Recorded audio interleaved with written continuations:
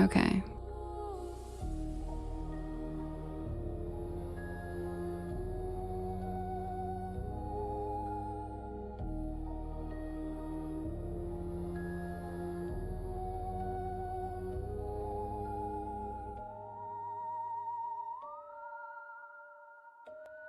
All right.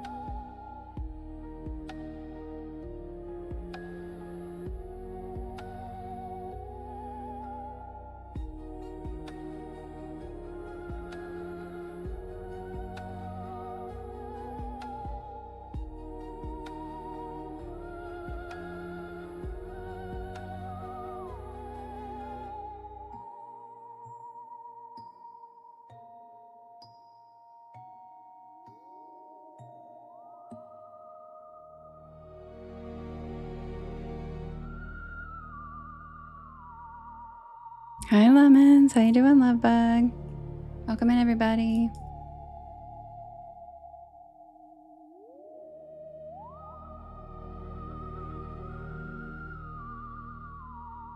Hi, Lost Sister. Welcome in, everybody. Happy Saturday.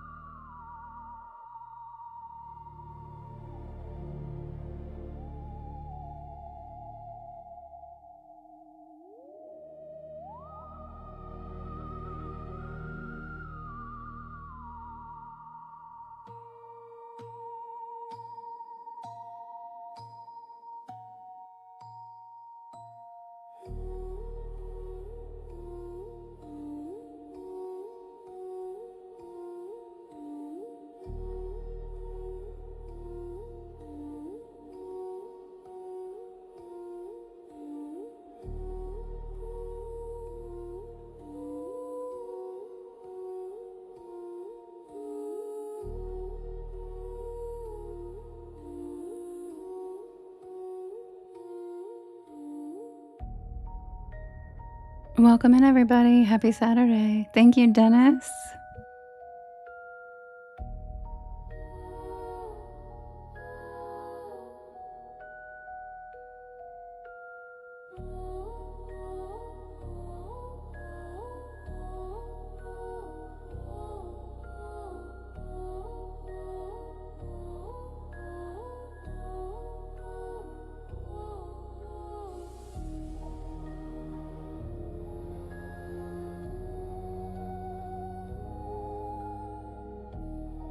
Hi, Mystic.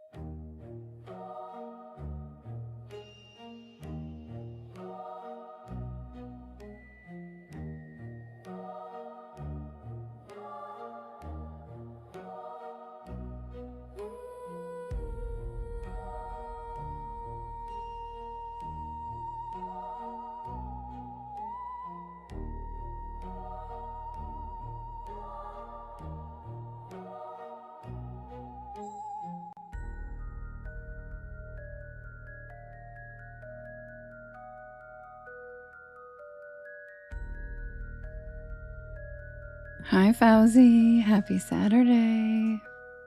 Guys, look who's back. Our best friend.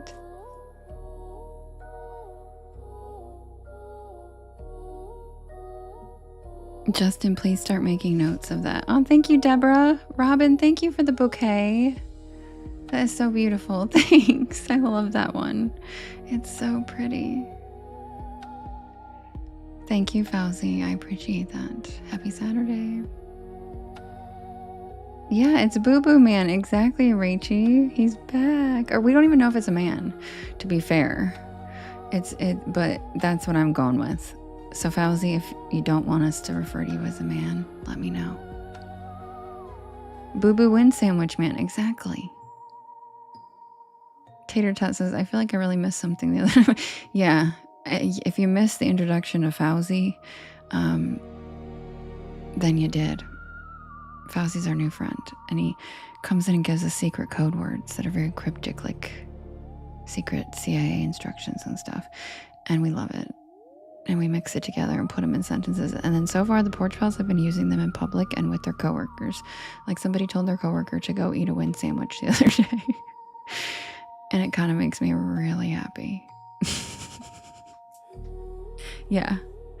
We don't know much else about Fauzi at this point, but we're slowly, it's like an onion. We're slowly peeling away the layers. Good job, Justin, yes. Hi, Sarah. How you doing? Oh, yes, Eilish. Oh, he said hi to Zafiro, too. Fauzi, you're just getting all friendly. Hi, Voodoo.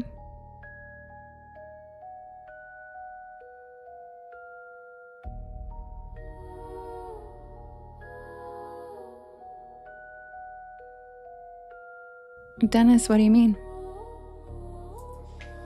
What's wrong with the picture? I don't know. What do you mean?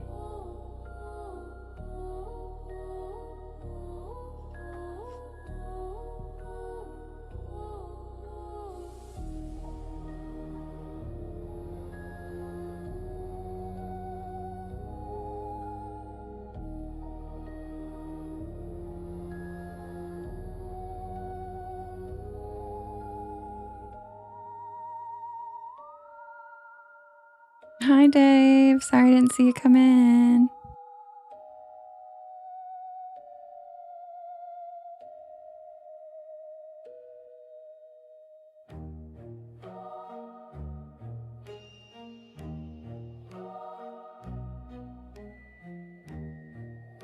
Were you, Rachie? Yay. Hi, Mason. Hi, Pixie.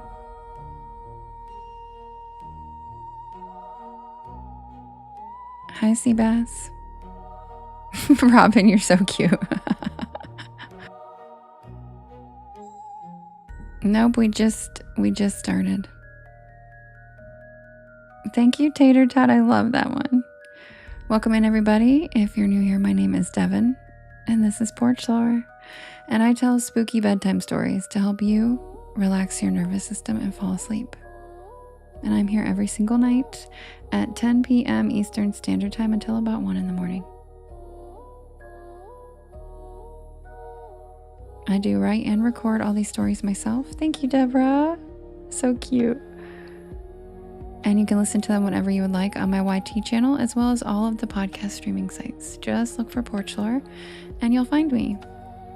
I also have all of the links in my bio. And if you guys could do me a big favor, could you hit that share arrow in the bottom right hand corner of your screen if you are watching on TikTok? And there's a little yellow circle with 2 arrows chasing each other that says repost. That puts my live into your friends' FYPs and helps us grow this beautiful porch of ours.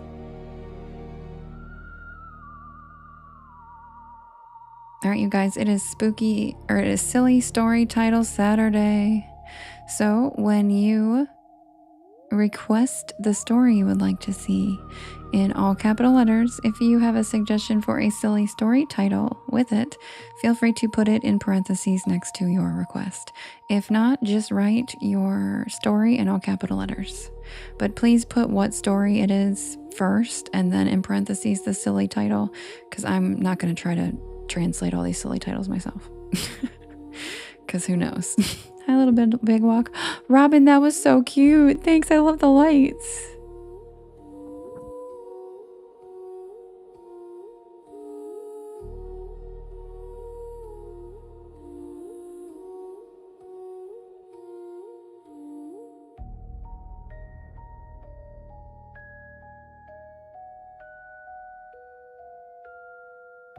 Thank you, Lisa. Hi, cutie.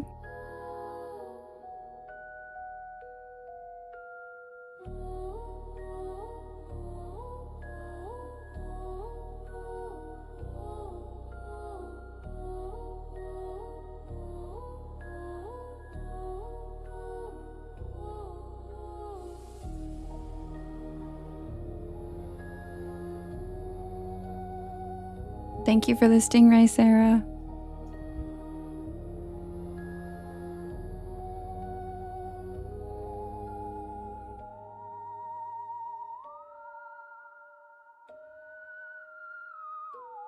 I'm sorry, Deborah. Thanks. You're so sweet. That's been happening to me too when I send gifts to other people lately.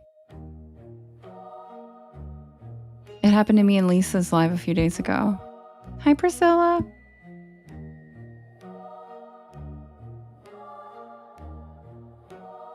Thank you, Lisa.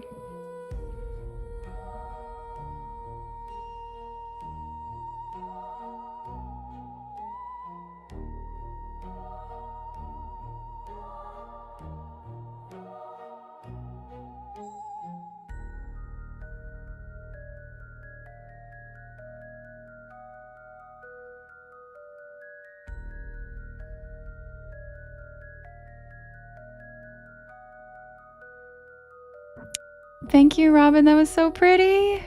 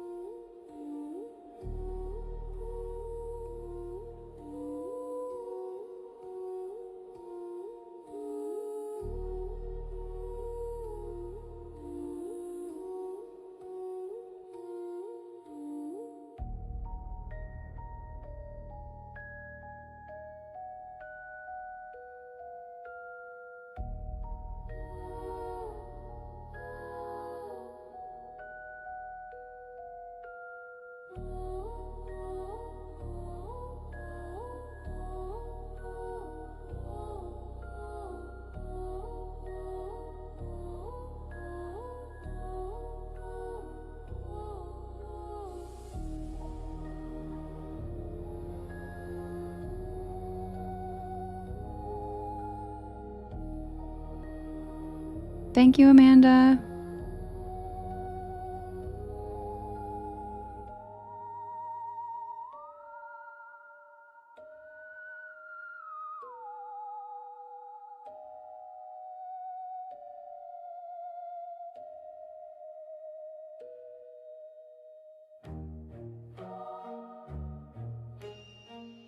What will be, will be. Yes, I do actually. I have, the links are in my bio. I can't say it on here, but the links are in my bio. And yes, I do have other forms besides TikTok gifts. And thank you for asking. I really appreciate it. If you go to my profile, the bio link, it'll be in there. I get it. I totally get it. And I really appreciate that. That's very thoughtful. Thank you so much. Hi, Line. How's Norway?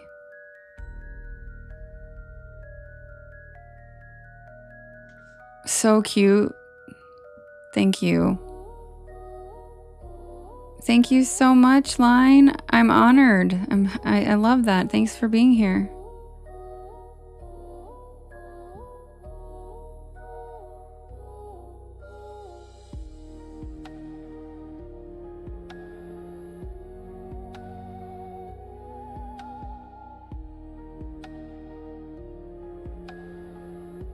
Deborah, thank you for the seahorse. Seahorse, I love them.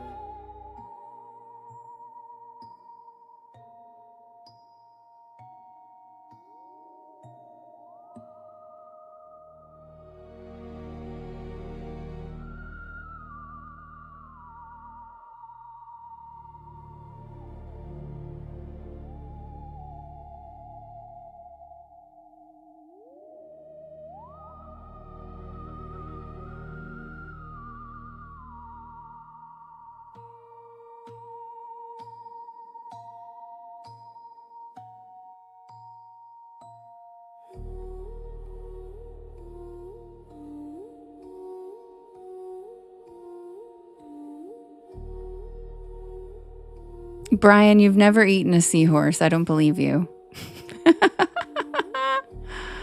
Brian keeps claiming he eats seahorses. Guys, Fauzi said the snack frickle, and then he said ants. Ants. What about ants?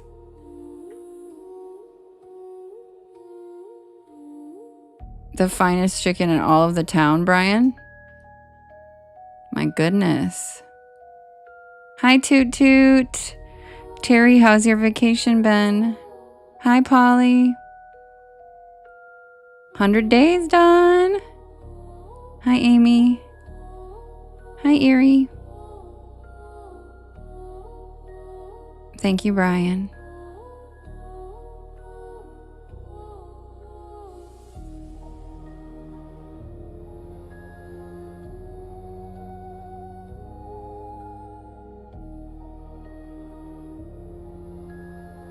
I'm glad, Line. I'm glad. I'm sorry to hear about the loss, but I'm glad you're happy.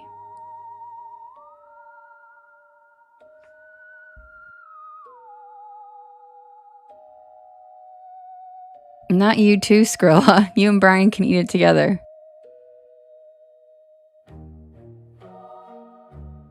Oh my god, Desiree, thank you. That's so cute.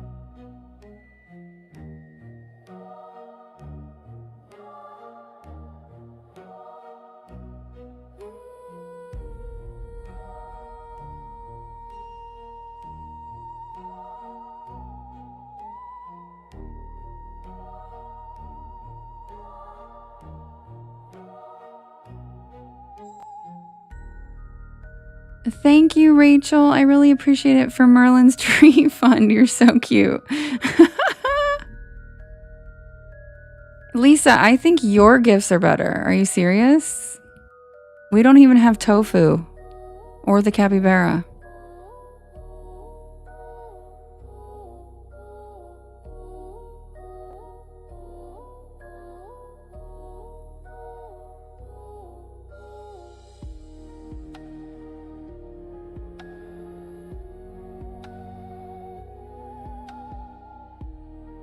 Okay, guys, I'm going to set up the first poll so we can vote for the first story.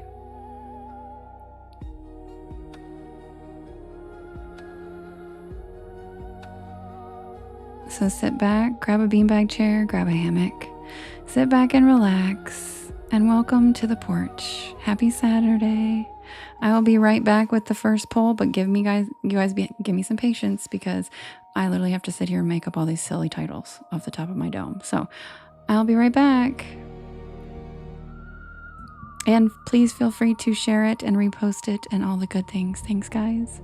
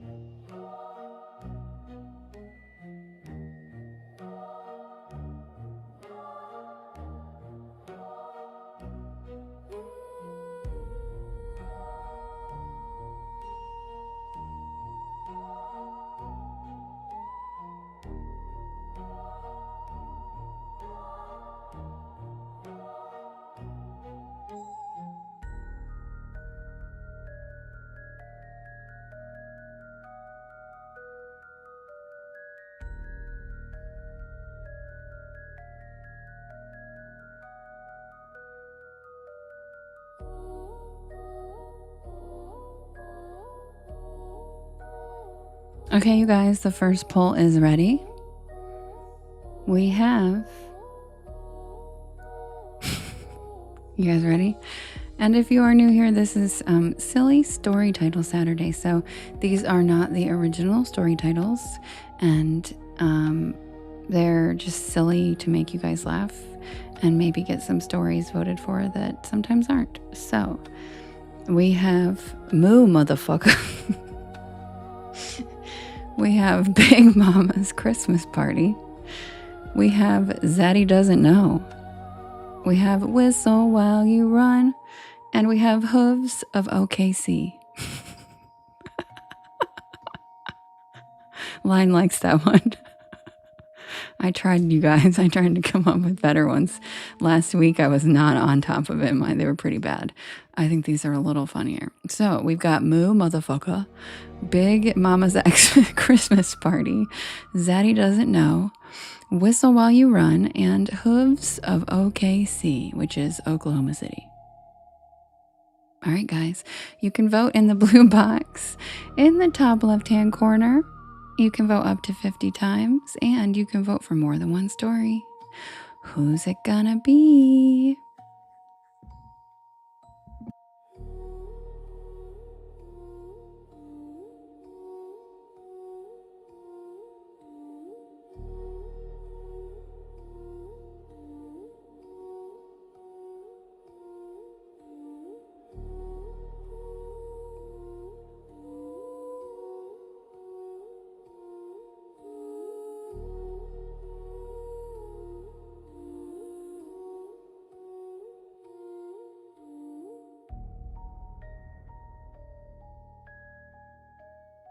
And if you're joining us on YT or Twitch, don't worry about voting. Just sit back and relax.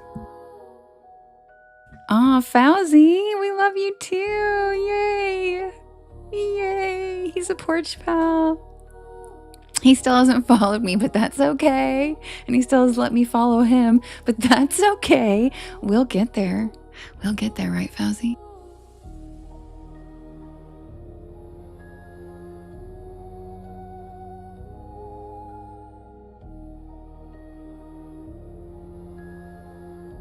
Exactly. Baby steps.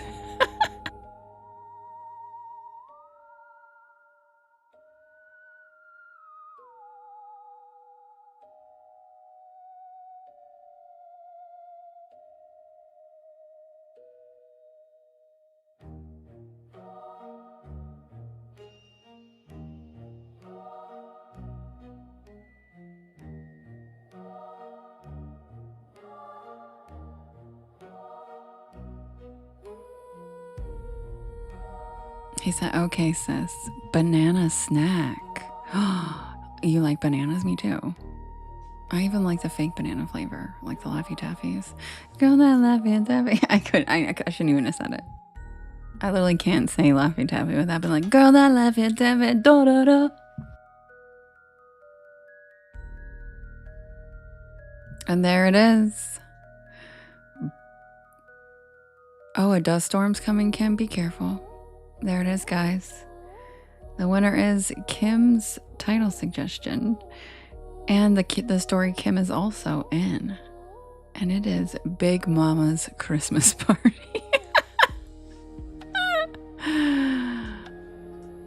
So, buckle up, guys. We're going to Georgia. Thank you, Line. You're so sweet. What a sweetheart. I feel so cool that someone in Norway listens to me. And I'm sorry to hear you guys lost to England today, because you guys were really amazing and we were all rooting for you. In America, we were literally all rooting for you because of that silly Viking guy that we all love. We all fell in love with one of your players because he's really good. How's the banana snack, Fauzi? How's the banana snack? Yeah, but see, Justin, I don't know how to pronounce his name, so I didn't say it because I know how it's spelled. I've seen it in a million different videos and I've heard AI say it 3 different ways, so I'm not even going to attempt it because I'm not sure how to say it. And I don't want to mess it up, and I don't really watch sports, so I'm getting it secondhand. Yeah. Yep. But he's cute, and I like that he's like a little Viking. And I like that his girlfriend's like his friend from middle school. Like, they've been friends since middle school, which is cute as shit. Like, stop it. Stop it right now. Like, she was his sister's friend. And he was like the older brother. Like, that's so cute. Stop. They like lived in the same little village and know all the same people. I mean, I think that's super cute. Yeah, he seems like a good guy. Kind of a psycho, but also a good guy. You can be both. Get you a man who's both. No, I'm just kidding. Don't. Well, Scotland, Eilish, you were a delight. My mom wouldn't stop talking about the Scottish players every Sunday at dinner. Did you see what the Scottish players did today? They're just so cute. They went in and out. And they really liked. I'm like, no, Mom, I didn't. My mom's just, because we're also Scottish. Our ancestors were Scottish, and my mom is. We just discovered this like probably 6 years ago now. So my mom has been, embracing knowing her heritage, and she's been really, so she was really, plus the players are very charming. Ants in your pants, Fauzi? See, I didn't keep up with the games, but I like France in general, Deborah. I'm a Francophile. So like, I'm assuming I would love them as well. I love everything French. And they don't like us, and that makes me like want them to like me. Like, please, what do you mean? I just got a kit on Prime Day. I just got a kit on Prime Day because they were like 75% off or something, and instead of like $200, they were like I don't know, like $35 or something. So I just got one of those kits.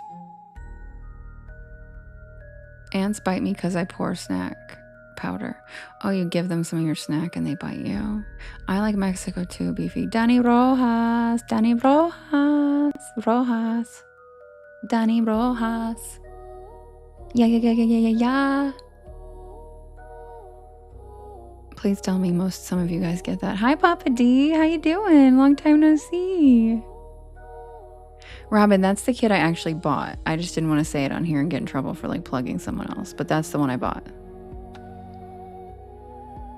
Oh, I prepared a special song for England when they lost. Oh, I love Roy Orbison, Lisa. I love Roy Orbison. Yeah, I actually did get the ancestry one. I'm good, Papa D. How's it going? Yeah, Mexico like lives and breathes football. Football is life. I don't think anybody got my Danny Rojas joke. I feel like I thought more people would. Danny Rojas, Rojas. Yeah, yeah, yeah, yeah, yeah, yeah. I love him. All right, guys, the winner of the poll was Big Mama's Christmas Party. I'll be right back. And if you guys could do me a big favor, thank you, Courtney. Yes, Ted Lasso. If you could hit that share arrow in the bottom right-hand corner, there's a little yellow circle with 2 arrows chasing each other that says repost. And that puts my live into your friends' FYPs and helps us grow this beautiful porch. I know Dave, she said she prepared a song if you guys lost. But the lovely person in here from Norway said that they lost. England beat them. You're watching Argentina and Switzerland right now. Cool. It was good, Courtney. No, morning. This is the first comment I've seen of yours. Sometimes it will auto filter. I don't have any filters turned on, but sometimes comments won't get through. And it feels like I'm scrolling right now and I don't see another comment from you. So I think maybe it got filtered.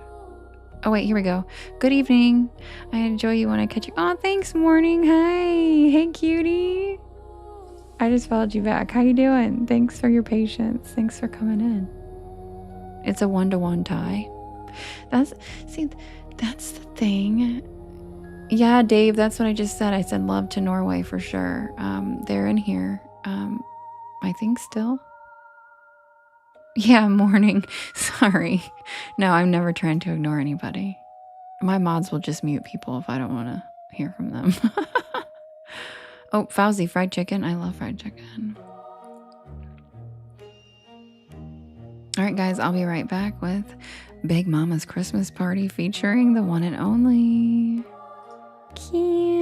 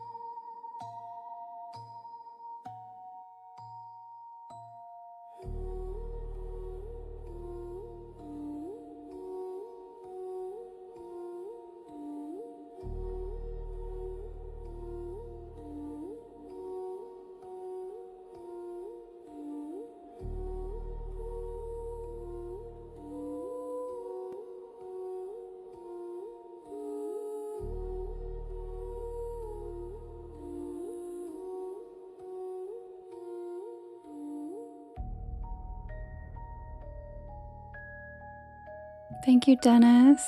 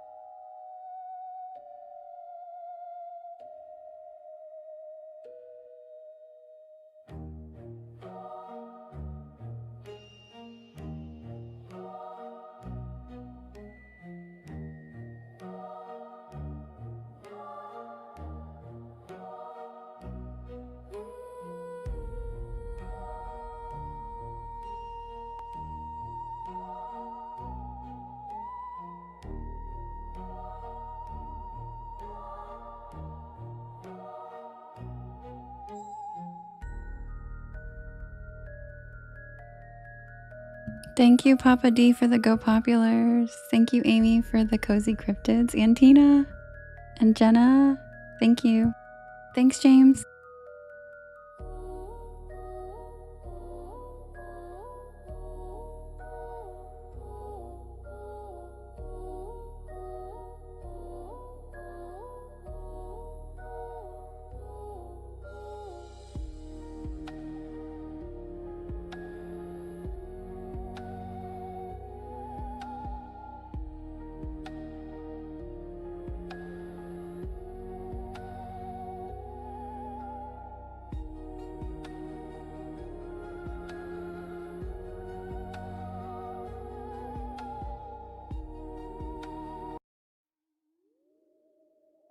Johnny, thank you for the follow. Welcome to the porch.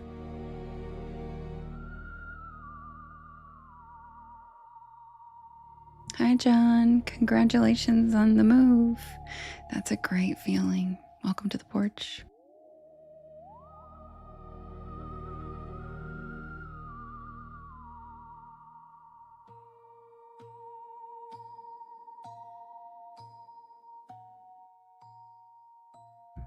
Submitted for the approval of the Porch Pal Society. This is the tale of Christmas at Magnolia House.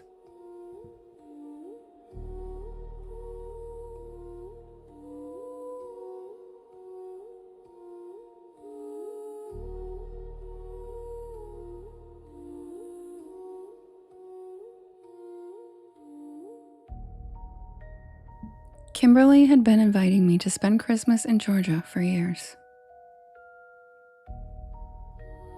But that particular December, something in my bones told me to say yes.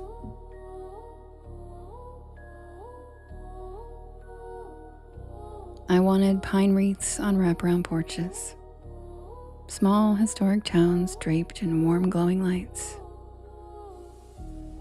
and the kind of southern holiday charm that feels like it's been simmering for 100 years. Thank you, Jess.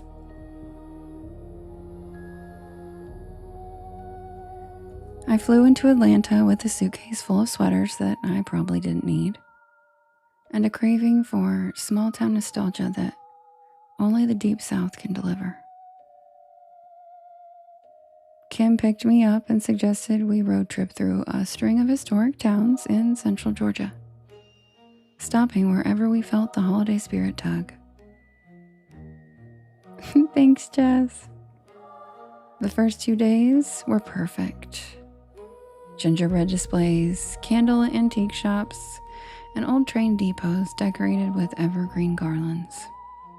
It felt cozy like a movie, simple and comforting. Exactly the peaceful kind of Christmas we both wanted. By the third day, we were further from the city, driving through rolling rural roads, lined with leafless pecan trees and misty fields. It was late afternoon when we passed a faded roadside sign painted with looping white cursive. Magnolia House, historic bed and breakfast, established 1889. Christmas open house tonight.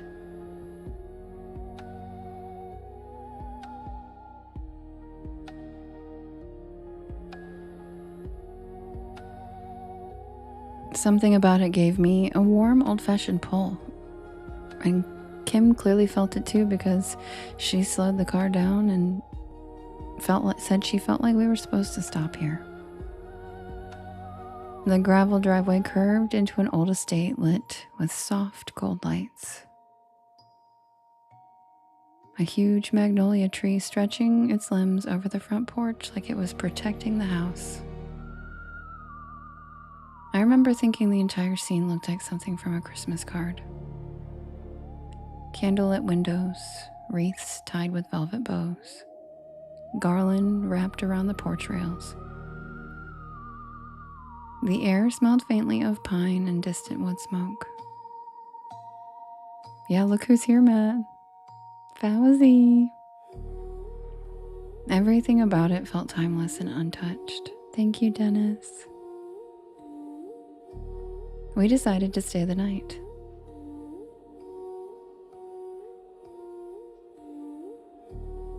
The inside of Magnolia House was even more breathtaking. A towering Christmas tree stood in the foyer, covered in antique ornaments that looked hand-blown. Skrilla. Skrilla.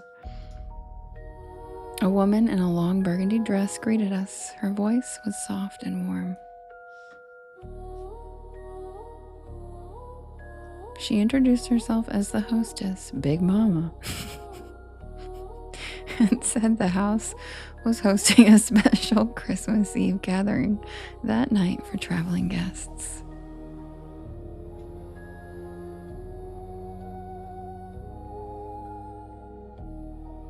Her manner was gentle, refined, and almost unbelievably gracious, like the kind of hospitality you only read about in old Southern novels. Kimberly and I exchanged a look, both charmed by how cozy and elegant everything felt.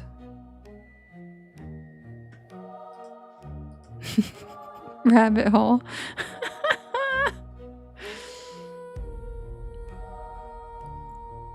She showed us to a room at the end of the hallway, decorated with embroidered linens and a small evergreen centerpiece on the bedside table.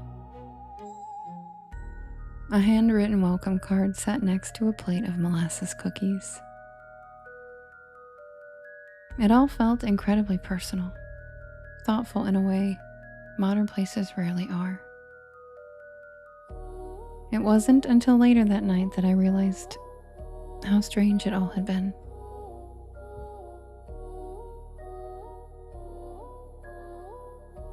The Christmas Eve gathering was held in the grand parlor, on the first floor.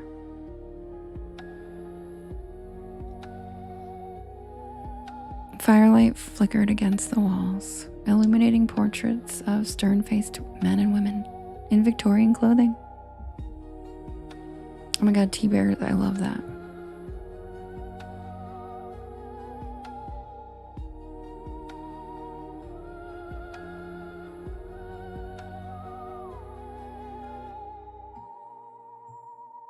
Guests mingled around a long table filled with spiced cakes, ribbon candy, and silver serving trays piled with sugared pecans.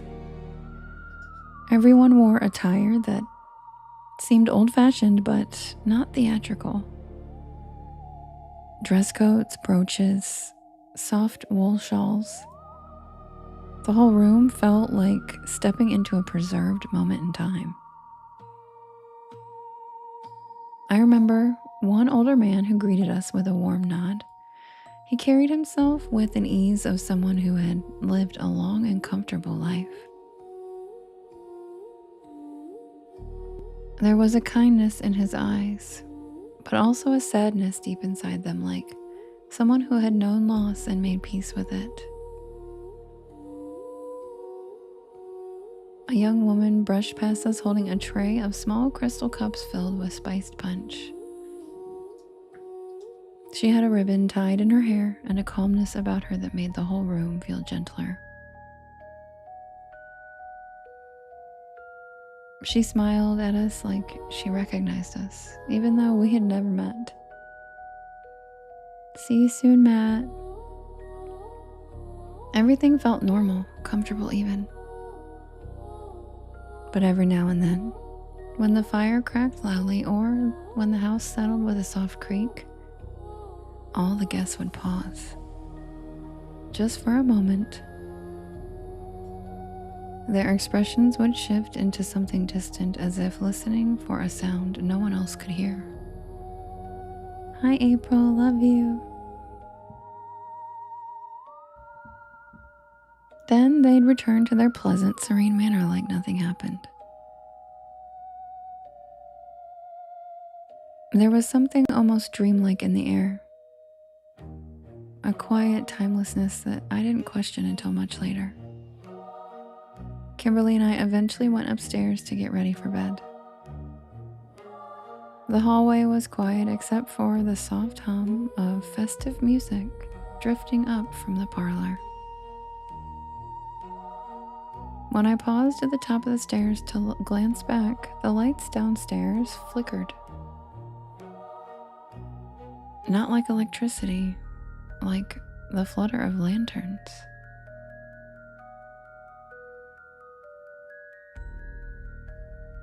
But the strangest part was how normal it all felt. Yes, Wilkins, he's here right now. Everybody loves Fouch.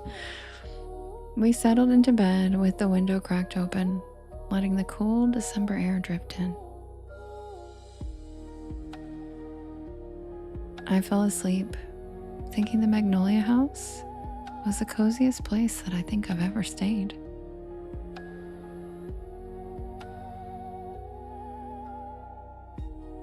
It was around 3 in the morning when I woke up.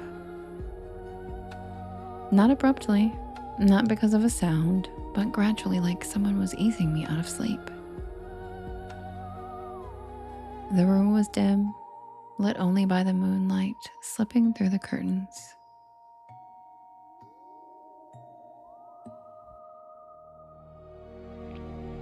I felt compelled to look out the window, and the entire front lawn was glowing with a silver wash of moonlight. And standing beneath the magnolia tree were several people. They weren't looking at me and they weren't doing anything threatening. They just stood still in a loose circle, illuminated by the moon, in a way that made their silhouettes look soft and blurred. Oh my God, Skrilla.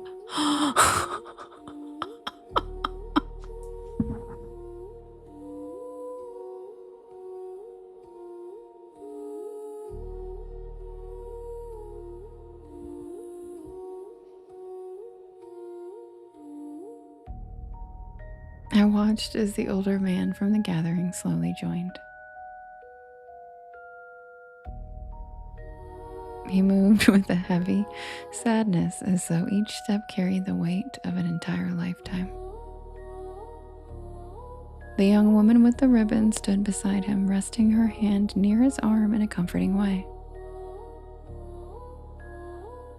Others approached, forming a quiet, reverent assembly around the tree. And no one spoke, no one even moved. They all just stood together, and a feeling washed over me. That what I was witnessing was something remembered. A moment stuck in time. I didn't wake Kim. Something in me knew this wasn't meant to scare or alarm anyone. It felt like a ritual that they had repeated for over a century, long after anyone alive remembered.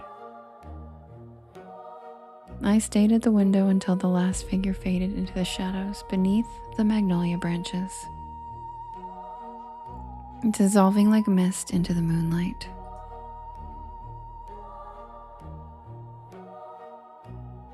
The next morning, the magnolia house was silent.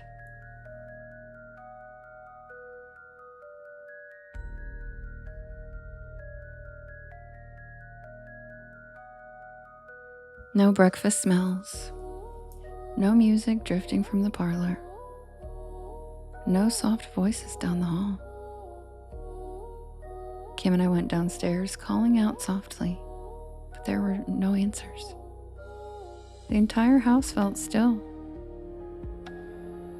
When we reached the foyer, sunlight was flooding through the windows.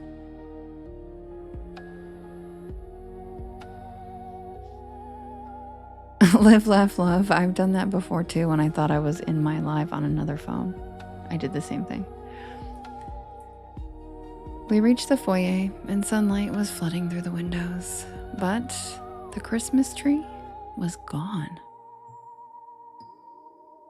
Not stripped of ornaments, gone entirely. The parlor was empty. No decorations, no trace of food, no sign of the gathering from the night before. Skrilla said goodnight, Wyatt. Dust coated the furniture.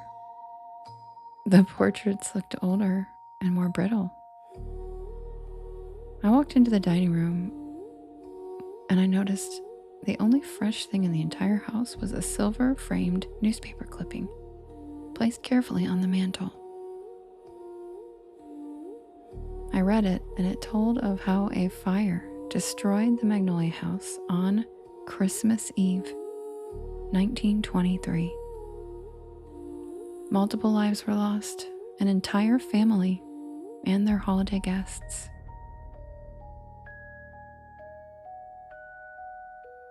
Kim stood beside me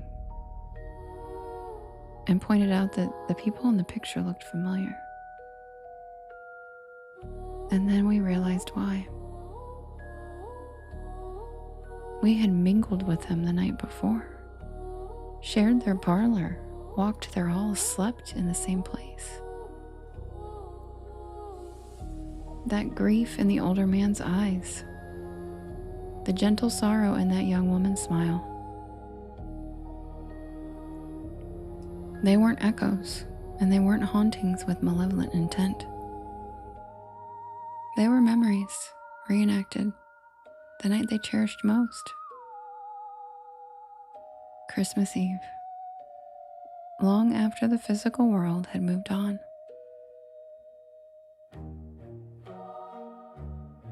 Magnolia House had welcomed us as though we belonged to their time too.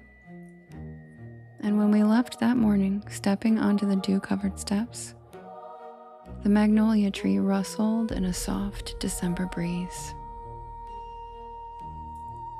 Something warm and grateful settled in my chest, almost as if the place was thanking us for being part of its story, for seeing them not as ghosts, but as people.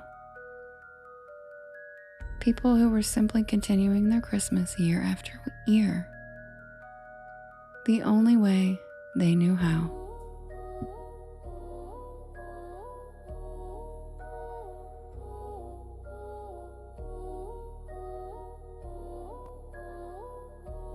And that's the tale of Christmas at Magnolia House, featuring Kim.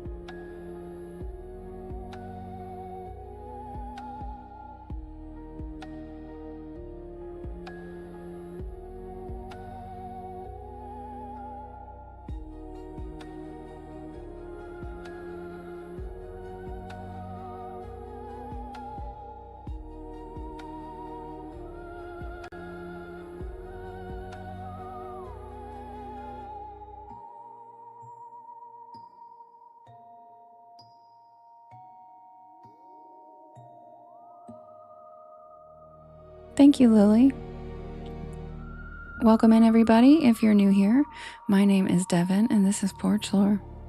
And I tell spooky bedtime stories to help you relax your nervous system and fall asleep. And I'm here every single night at 10 p.m. Eastern Standard Time until about 1 in the morning. I do write and record all of these stories myself, and you can listen to them whenever you would like on my YT channel, as well as all of the podcast streaming sites. Just look for Porch Lore and you'll find me. I also have all of the links in my bio. Go for what, Skrilla? What are you talking about? Thank you, Morning. I appreciate that. Suzanne, thanks for the follow. Also, you guys, someone called Nunchuck Norris followed me, and we have a joke in here about nunchucks, so thank you. Hello. Hi, Nunchuck Norris. Welcome to the porch. If you hear us referencing nunchucks, I promise we aren't making fun of you. We have a joke about nunchucks. Yes, see Justin with the eyes. We have a joke about nunchucks in here. So, oh, it's Silly Story Saturday, Skrilla, and I already put it in the poll once. It just lost. But I'll give it a whirl again. Poor Skrilla. His story, you guys, has not been very popular this week. What's going on, guys? What's going on? Hating on Skrilla? He's so funny. Oh, the gorgeous Shadow. Fauzi. Gorgeous Shadow. Thank you, Cats and Coffee. Thanks, Yaya. For seahorses, I love them. Seahorse, see how?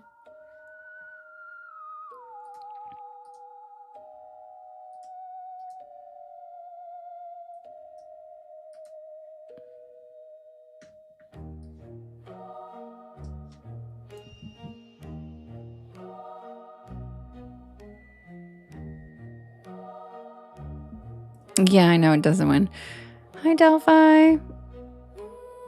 What, the seahorses? I love them. Seahorse, see how? Oh, yeah, seahorse party. Who didn't invite me?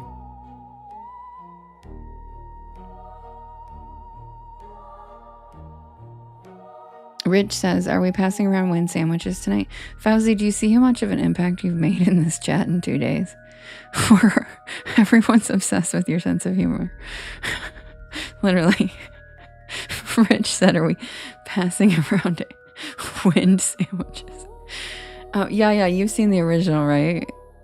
The original video. Seahorse, see how? Look at that guy. Mr. Walkway. Lead me to the building. Fuck you. Wait, you've never seen the video? Yeah, what? Do you think I'm just insane? What do you think I'm quoting all the time? Mr. Balloon Hands, look at those things. Lead me to the building. Fuck you. I'm not paying for no floor. Not my chair, not my problem. Okay, yeah, I have to send it to you because I feel like it'll be even funnier to you if you've seen it. And yeah, it's a really old ass video. Why is it still so funny? No clue.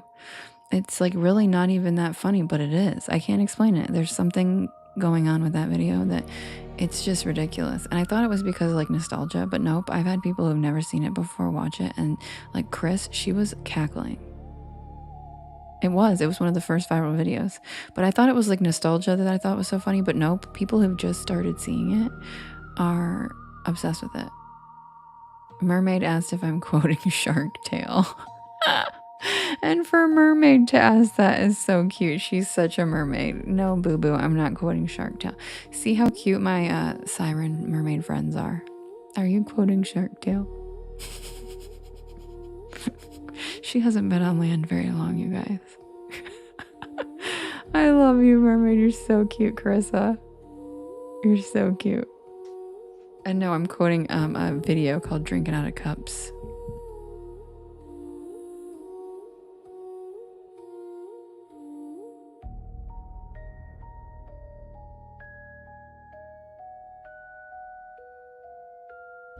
Luigi, I started the videos a little over a year ago, but I just started doing the live stories, like reading the stories live in November.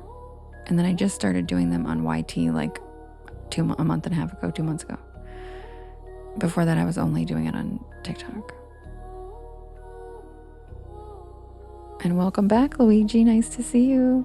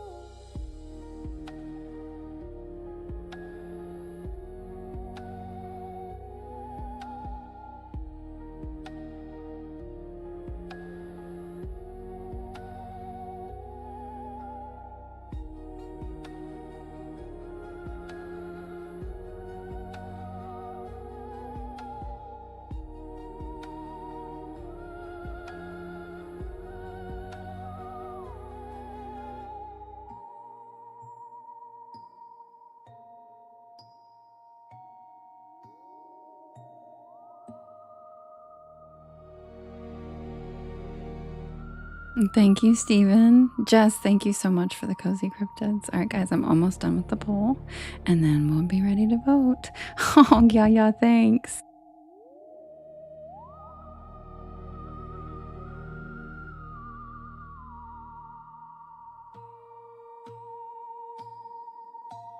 Squeaks, that's been happening to a lot of people, so don't worry. If you just swipe out, I think when you come back, it works just fine. I know, isn't the raccoon so cute, Chris? It's so good. Welcome back, Chris. Hi, Ripper.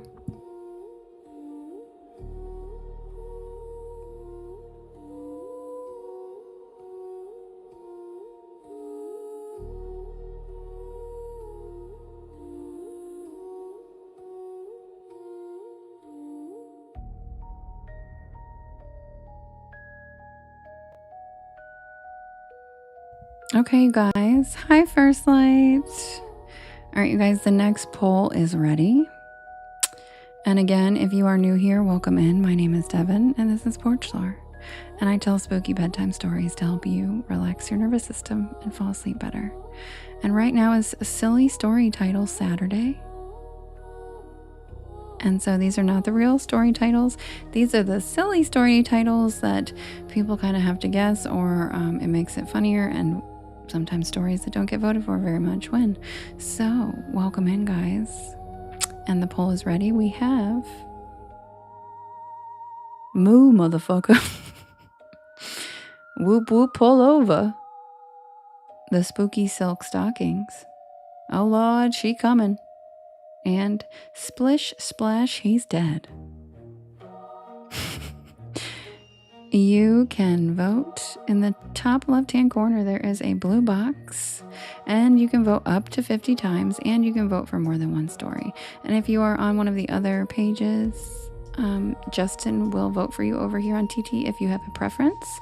And if not, just sit back and relax. Who's it gonna be, guys? Moo, motherfucker. I don't know why that one's funny to me. Whoop whoop, pull over. Spooky silk stockings. Oh Lord, she coming. And splish splash, he's dead.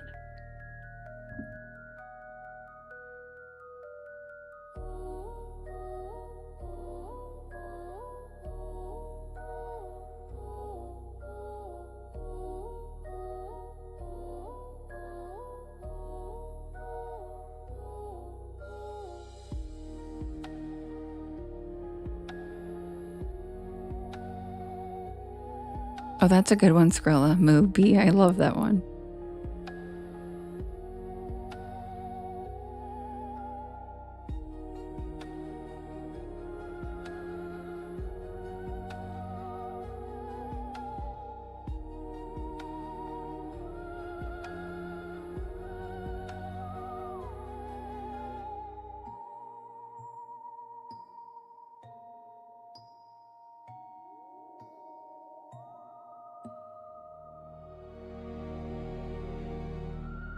What, the stories, Robin?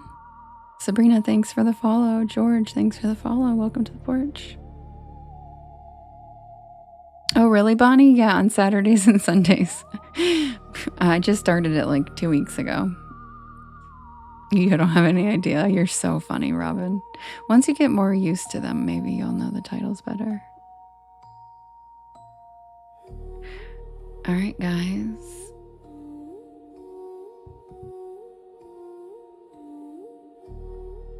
The winner is Moo, motherfucker.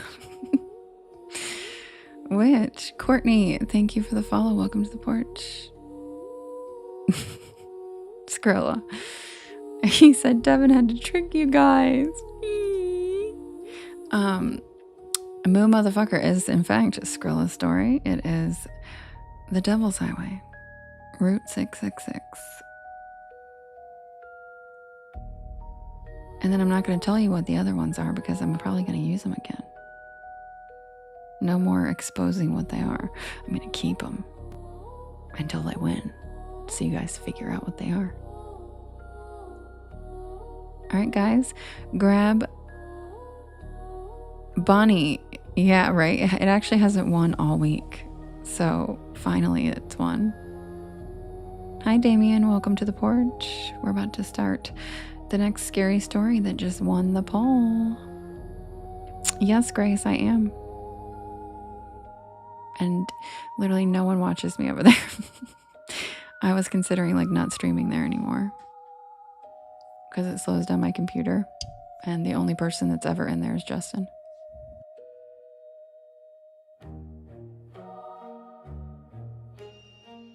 And I did research on T-Witch's algorithm, and I found out why. And it's not a consistency push out algorithm.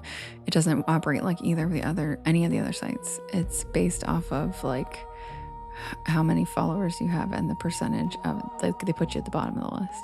So I'm not a gamer, so I feel like I'm just not even gonna do that. Thank you, Jacqueline. Oh, you did, Cassie? Did you like it? I saw you requested Hope Diamond, but that one's not available for live readings yet. I haven't switched that one over. Hi, Pelonix. How are you? Thanks, Cassie. I'll switch it over there. Several people have requested that one. I just haven't gotten around to it yet, so I will. Hi, Shorty. The woman, Kate and Whitney. Thanks for the follow. Welcome to the porch. And Squeaks, I'm streaming on 3 platforms right now. That's why when I switch stories, it takes me a few minutes because there's a lag, quite a few minutes lag, and I have to wait for their background to pop up before I start. And yes, thank you, Lovely. There is a full list that Lovely, bless her amazing heart, I love her. She updates every week. A story list on our Discord. Hi, Owl Lady. All right, guys, grab a beanbag chair, grab a hammock, sit back and relax, and welcome to the porch. I'll be right back with the tale of the Devil's Highway. Yes, I'm on 3 platforms right now. I'm a one-woman production.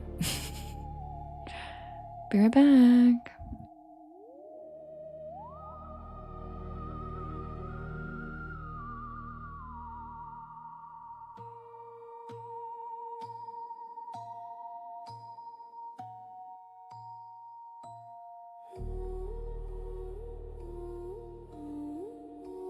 Oh, wait, Wilkins, I didn't get the joke. I didn't get the joke. Steven, thank you for the beautiful night star window. I love that. It reminds me of Peter Pan. Marie, thank you for the Rosa.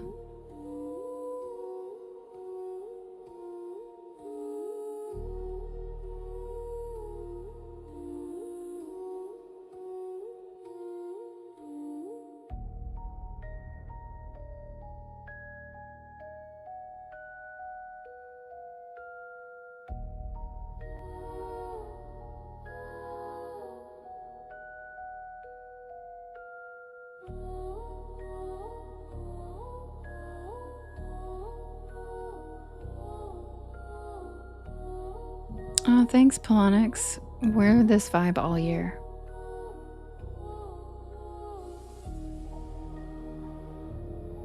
No, Thomas, you didn't miss it. You're right on time. Hi, Nene. Taz, thank you for the follow. Welcome to the porch.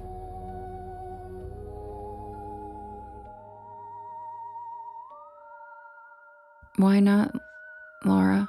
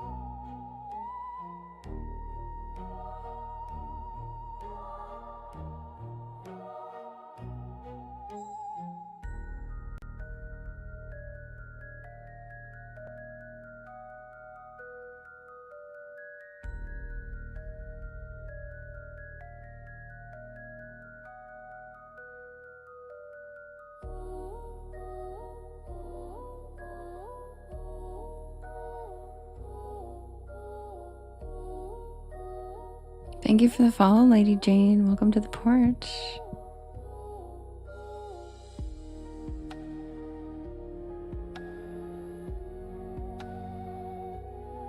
Thank you, Amanda. Hi, Reed.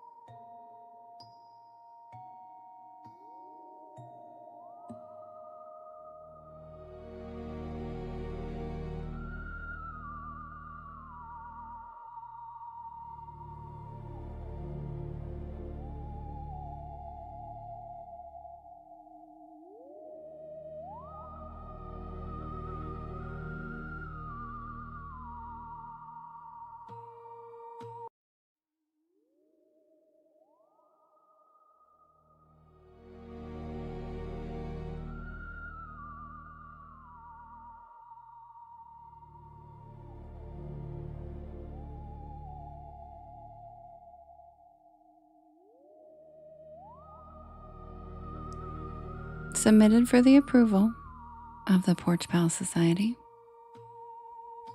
This is the tale of the Devil's Highway.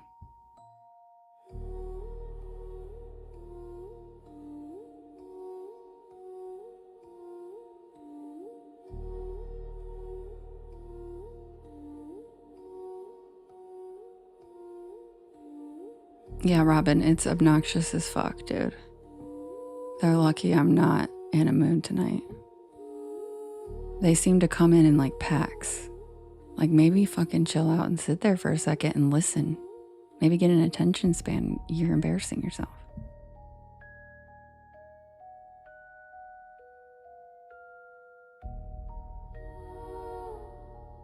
Thank you, Steven.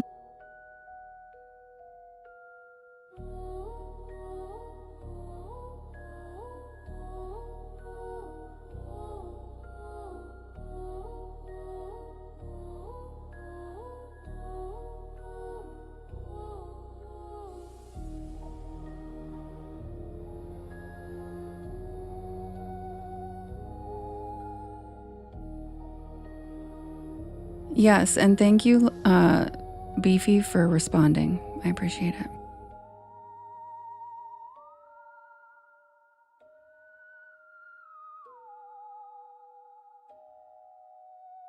Thank you, Amanda.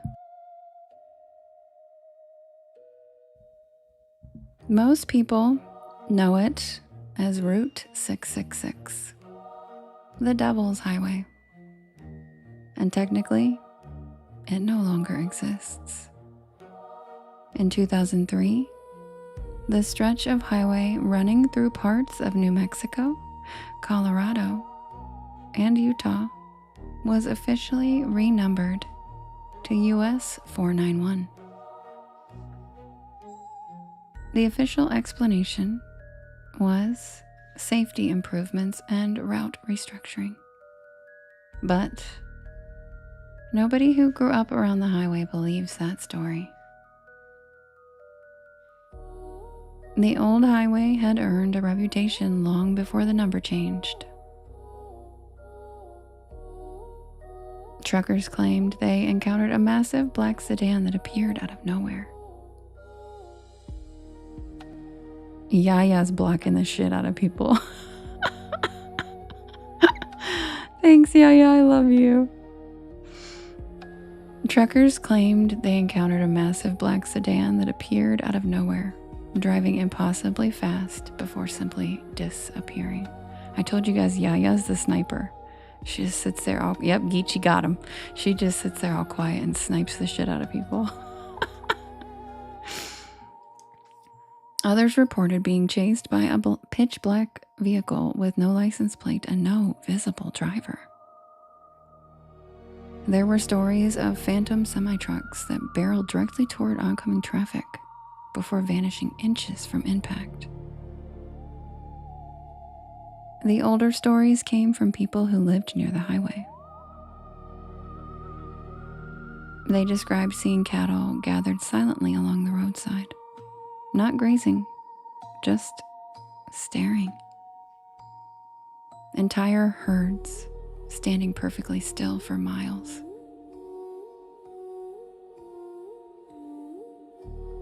Others claim to have encountered unnaturally aggressive animals that refuse to move out of the road.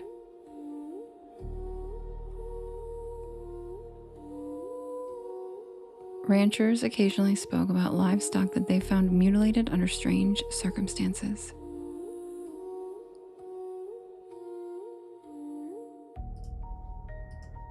Feeding rumors that something darker wandered the desert after sunset. And then there were the stories that never made the newspapers.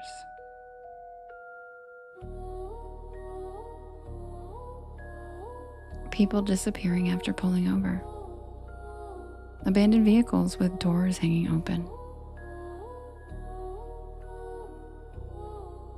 Drivers who insisted that they had mysteriously lost hours of time on that road.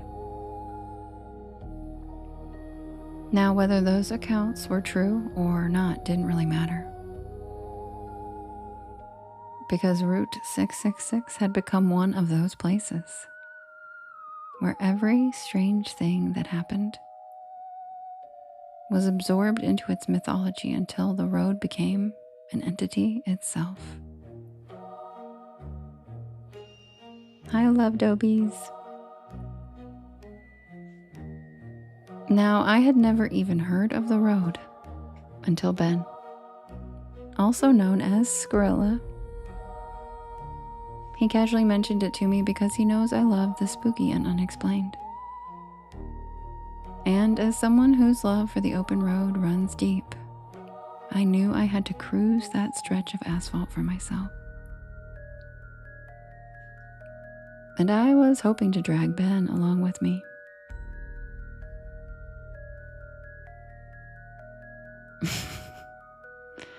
Neither of us really believed in cursed highways. We just thought it would make for a fun weekend together.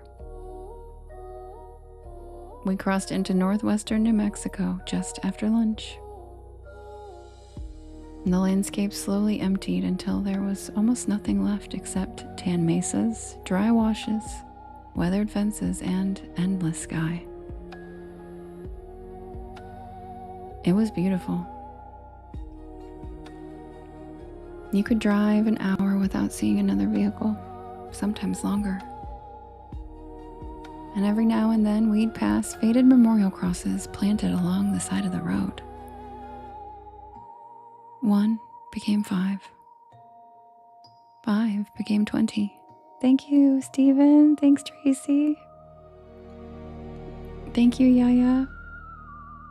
By late afternoon, I had stopped counting. Ben finally pointed out what I had been thinking. there were an alarming number of memorials on this road.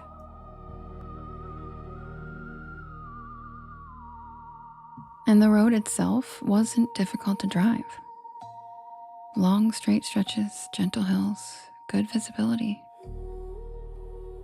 Nothing about it explained why there had been so many tragedies on this lone stretch of road. Near sunset, we spotted what looked like a scenic turnout. Hi, just over it. It was overlooking a shallow canyon. We pulled in to get out and stretch our legs. And Ben likes to take pictures. I immediately noticed the silence. No insects, no birds. Even the breeze seemed absent. It was just still. Ben looked over the edge of the overlook while I wandered toward a weathered wired fence running along the edge. Hi, music lover. And that's when I noticed the cattle.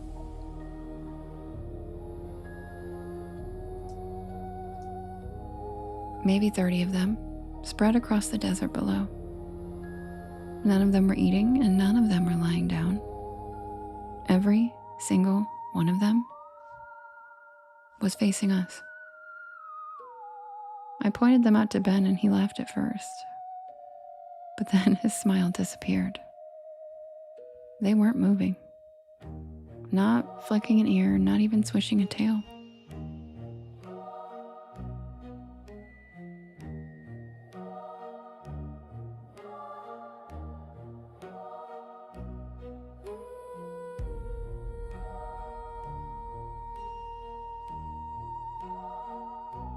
It looked like someone had paused reality. We stood there for nearly a minute in silence. And then Ben finally shrugged and headed back toward the truck.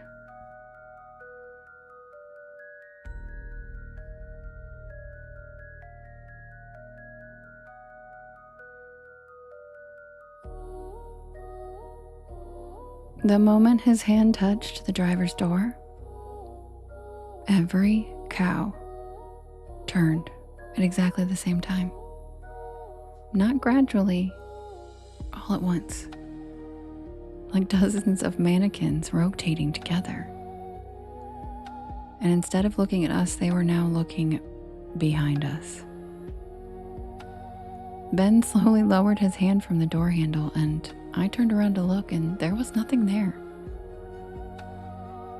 So I ran back over to the overlook, and I looked down to see that all of the cattle were gone. Thank you, Skrilla. The entire field was empty. Thank you, Jennifer. What the actual? Then Ben came running back over to me.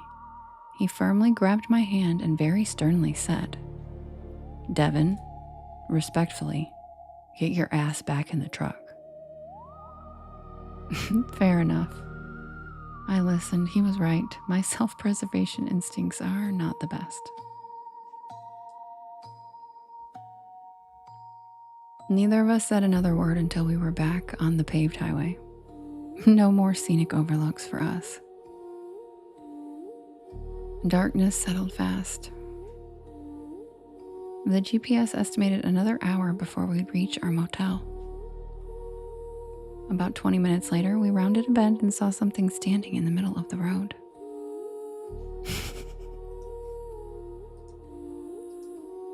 At first, I thought it was an elk, or maybe a horse.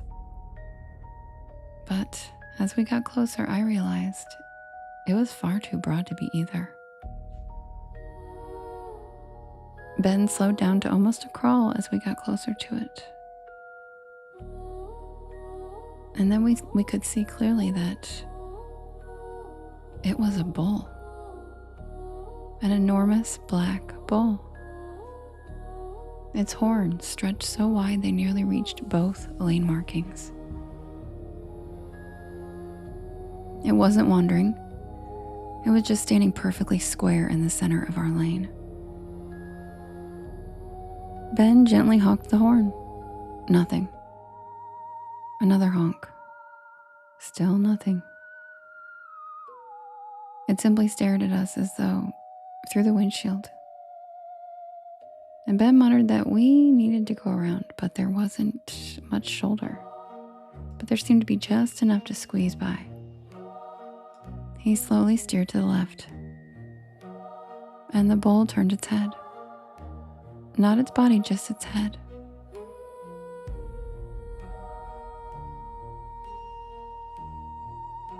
Like it was tracking us. We edged further around it. And when my window came alongside its shoulder, I could finally grasp how massive it really was. Its back was level with the hood of the truck. And then Ben accelerated and we cleared it. Both of us instinctively looked in our side mirrors. And there was no bull anywhere in sight. Just empty pavement for miles.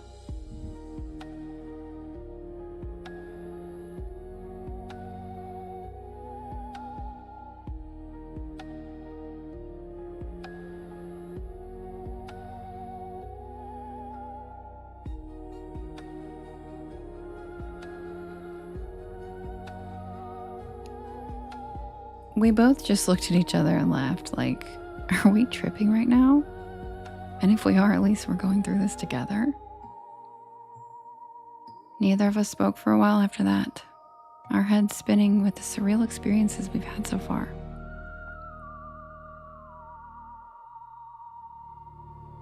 Then Ben finally broke the silence. He just said, "We actually saw that, right?" I nodded in disbelief, and then I scooted over to lean my head on his shoulder. And we just rode for a while in silence, processing.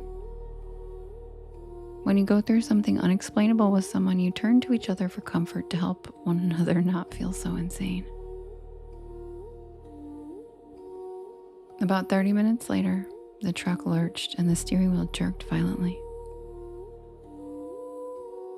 Flat tire, great.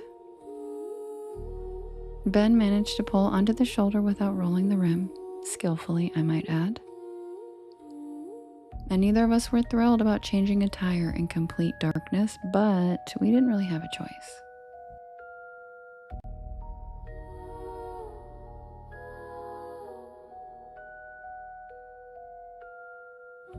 Ben grabbed the jack, and I held the inadequate flashlight. Thank goodness he knows how to change a tire because I do not. And then we realized that the tire wasn't punctured. It had been shredded. Long parallel cuts, almost as though someone had dragged giant claws around the sidewall. Ben crouched lower and then suddenly froze as he pointed underneath the truck. Fresh footprints.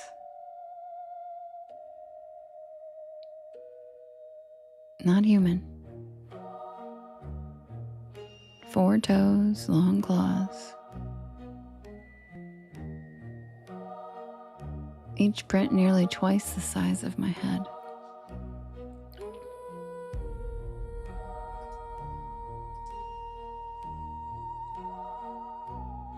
They didn't approach the truck, they came out from beneath it. And I remember that detail because it made no sense. The prints began directly under the rear axle. They continued away into the desert. How? Ben quickly got the spare tire put on and we both climbed back inside. And then he tried starting the engine and nothing. Again, nothing. The truck was dead, but the dashboard lights remained on. The battery was fine. It just simply refused to crank.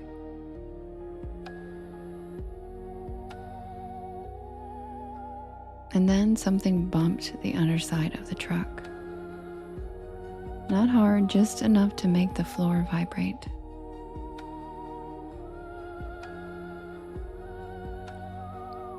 Another bump, closer to my door.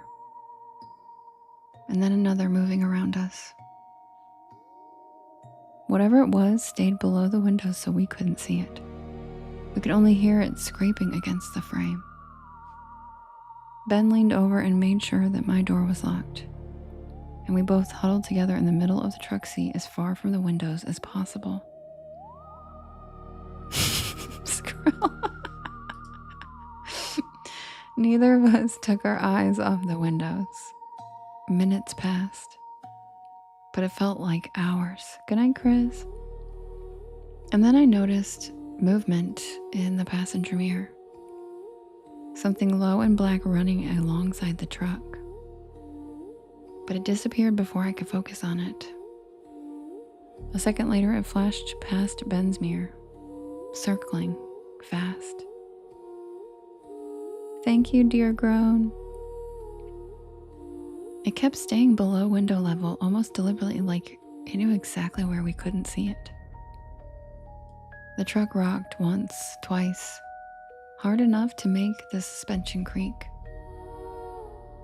And then Ben whispered that whatever was outside was trying to tip us.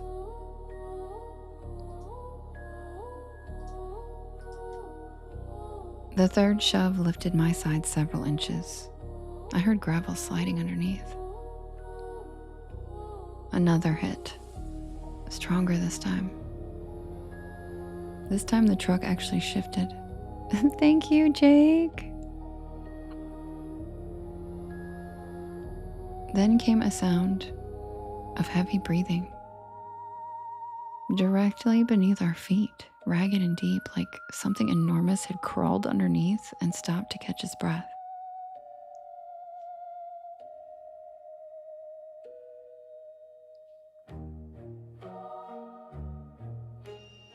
Then the floorboard slowly bowed upward, just slightly, like something was pressing against it from below. The metal groaned and the floor of the truck rose. Then the jack, which Ben had accidentally left beside the truck, suddenly flew out from underneath us and disappeared into the darkness. Not rolled, it was thrown. We both saw it.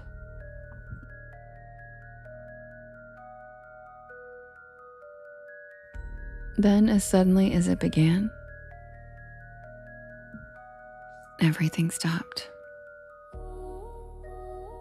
The breathing, the pressure, the rocking. Nothing, just absolute silence. Ben turned the key in the ignition one more time, and the engine started instantly. Good night, April. As though nothing had ever been wrong. We both smiled at each other and chuckled as he pressed the gas and we hauled ass out of there. What the hell? We didn't stop again until we reached civilization. We have no idea what we experienced out there in the desert.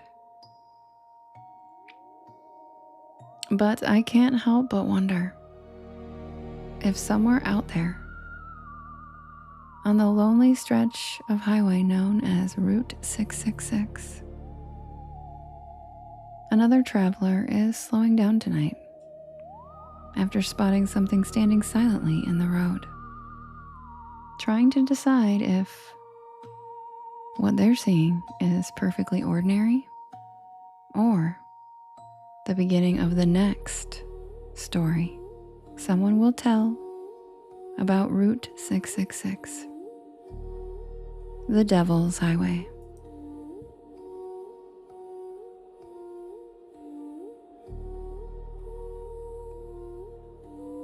And that's the tale of the Devil's Highway featuring Skrilla.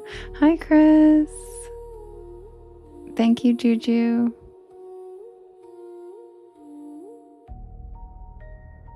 Robin, calm down with that. Absolutely not. Hi, Ange. How's your trip going?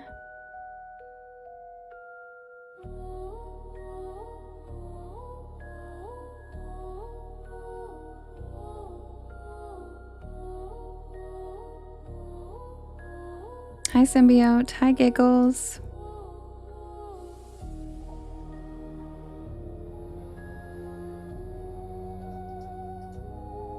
Thank you, Amanda.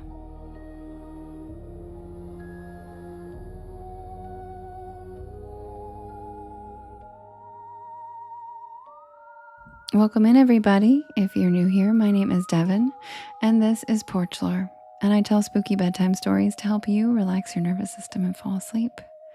And I'm here every single night from 10 p.m. Eastern Standard Time until about 1 in the morning. Thank you, Renee. I do write and record all of these stories myself, and you can listen to them whenever you would like on my YT channel, as well as all of the podcast streaming sites. Thanks, Maureen. Just look for Porch Lore and you will find me. I also have all the links in my bio. I'm going to set up the next poll for us to vote on the next story. And if you guys could do me a big favor, I know it's the big soccer stuff going on this weekend, so there's not going to be as many people as normal in here tonight. But if you guys could do me a big favor and hit that share arrow in the bottom right hand corner, there's a little yellow circle with 2 arrows chasing each other that says repost. And that puts my live into your friends' FYPs, and it helps us grow this beautiful porch.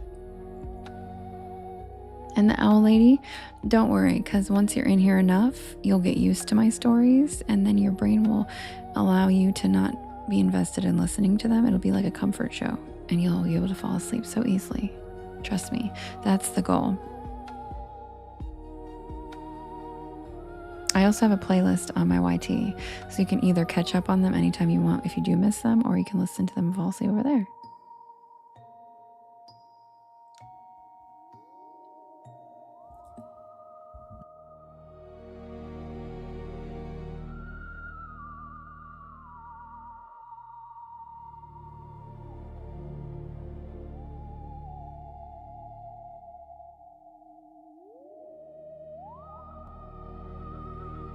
Hi, Happily. I'm so glad to hear that. Is your mom doing better? Thank you, Brooke.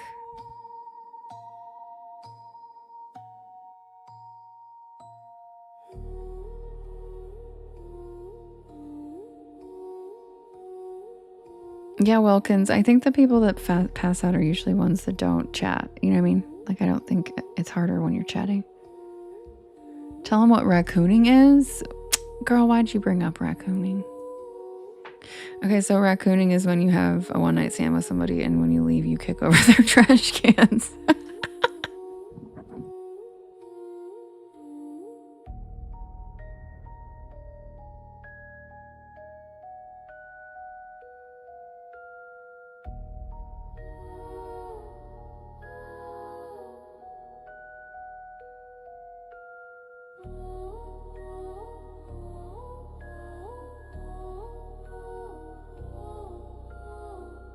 Thank you, Jake, for the money gun. Jake's like, that's deserving of a money gun.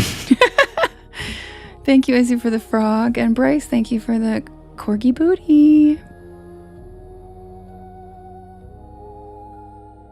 He said this trash can is good.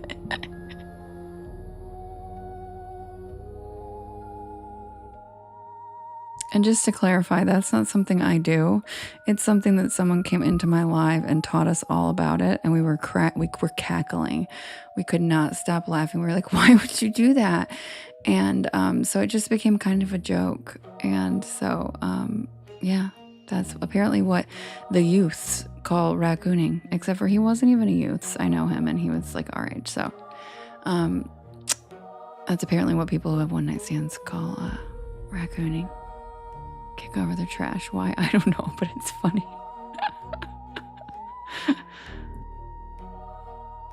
These 2 youth. I unfortunately cannot have a one-night stand because they never leave me the fuck alone afterwards. That gushy, you know?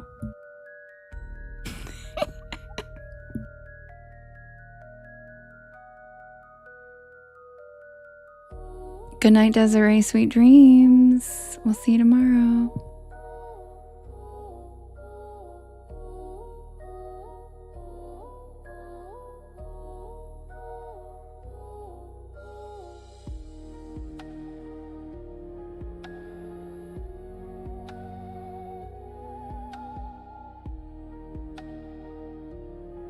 Justin said that what? Thank you, Izzy. Thank you, Shannon.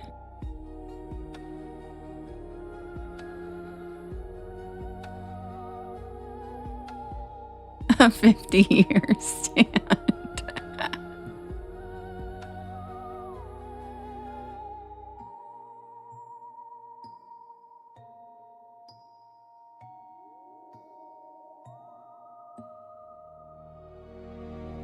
I'm just setting up the poll, you guys, and these silly story titles are hard, so give me 1 second.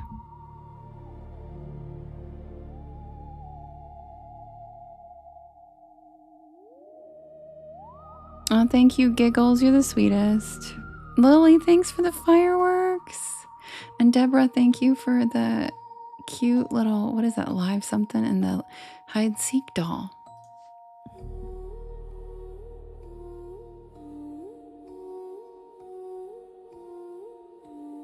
Oh, hi, Nehemiah. Welcome back.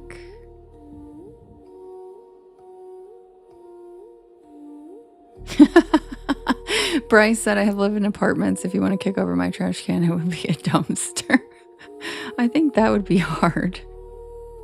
Yeah, if they did it inside, that's just rude, and that's not what raccoons do. Raccoons don't go inside your house and mess with your trash. That wouldn't be raccooning. That's just called being a weirdo.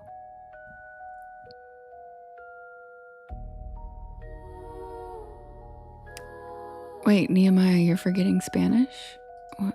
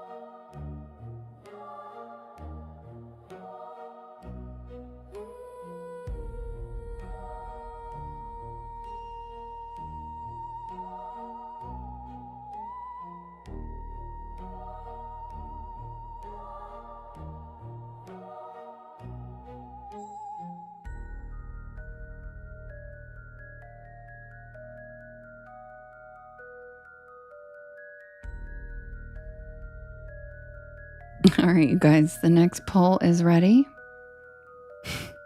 And again, welcome in, guys. It is Silly Story Title Saturday. So these are not the normal story titles. Oh, we're about to do another one right now, Nehemiah. We're about to do another one. We're just going to vote on it. Okay, so Silly Story Title Saturday. And these are not the real titles. They're just the silly titles. So we have Yeehaw, there's a monster in the lake. We have Whoop Whoop, pull over. We have Splish Splash, he's dead. We have I'm Blue, Dabo Dida. And we have Fuck These Fireworks, I'm Out. Okay, you can vote in the top left-hand corner. There's a blue box, and you can vote up to 50 times. Which story is it gonna be, guys? We have Yeehaw, there's a monster in our lake. We have Whoop Whoop Pull Over.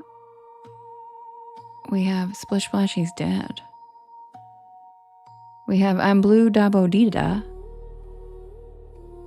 And we have Fuck These Fireworks, I'm Out.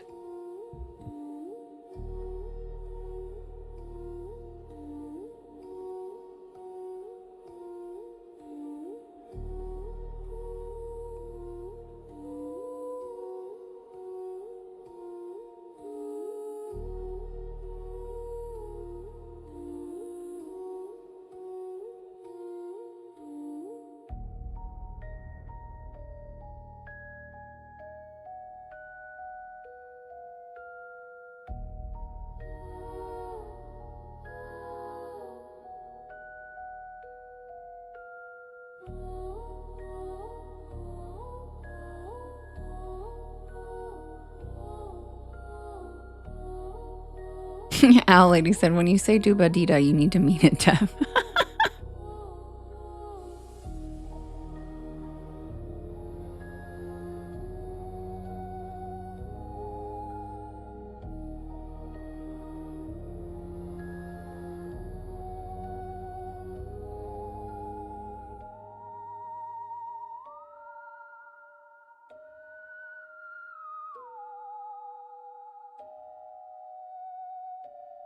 Yes, Skrilla, and don't make it weird, okay? Thank you, Wilkins. Your cat is so cute, so is mine. All cats are so cute. I'm obsessed with cats. Chris, can I see your do you have pictures? What's the cat's name? What colors? How long have you had it? How old? Wouldn't it be more weird if I made it normal? No. That's how I made friends with all my celebrity friends, is I pretended like I had no idea who they were and I didn't give a shit. And they liked it.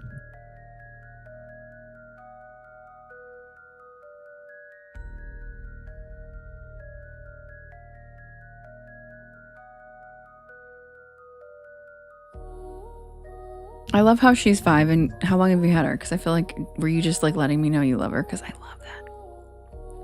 Oh, because you're weird already. Yeah, Skrilla, then true.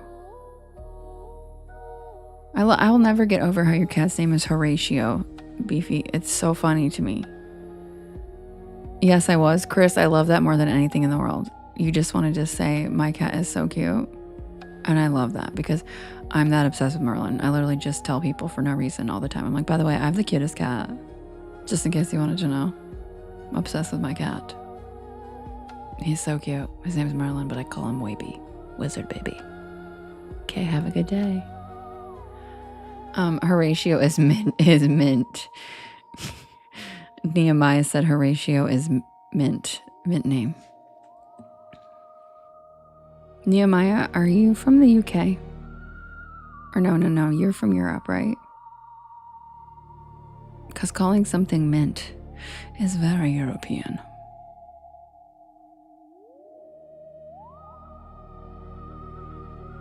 Absolutely not. NFLD. What does that mean? God, I'm so bad at these, you guys. You know, somebody help me. You guys know how I am with acronyms. What does that one mean? Oh, Newfoundland. Okay, so yeah. Newfoundland is still like, yeah, I could tell. Well, just in America, we don't say mint. And I love that. I love that saying, mint. I used to date a guy and be like, that's fucking mint. That's fucking mint, mate. And that means they love it. And I actually thought it meant a reference to the flavor of mint and how much British people like minty things. No, it's about money. Because I'm just a whimsical bitch who doesn't give a shit about that kind of stuff. And I was like, you mean you like the flavor of mint? I grow mint in my garden. And he's like, no, that's not it.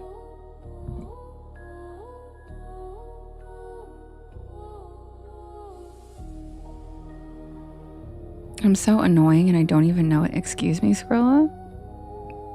You gonna say that to me when Yaya's on fire? I'd watch yourself.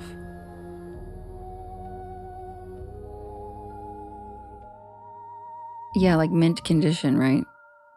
It's mint. It's perfect. It's the most valuable.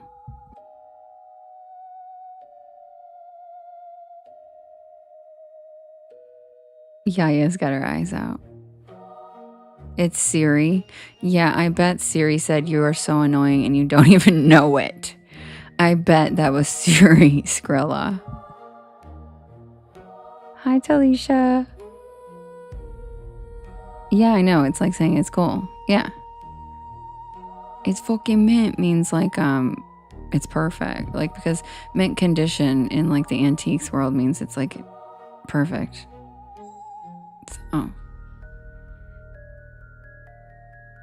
Oh, really, country kid? I was on the edge of my seat. See, yeah, or mint, like the mint press, yeah. Yeah, we use it in the, yeah, Talisha, that's what I was saying, is I asked if he was from the UK because that's who I've heard say it the most, but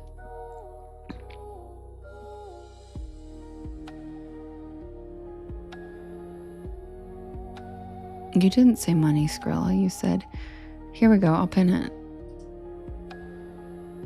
You are so annoying and you don't even know it. That's about as clear. That's not money. The chords to my theme song is a theremin, Wilkins.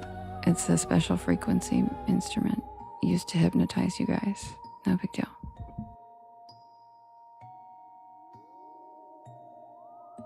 Hi, Taryn. Welcome back.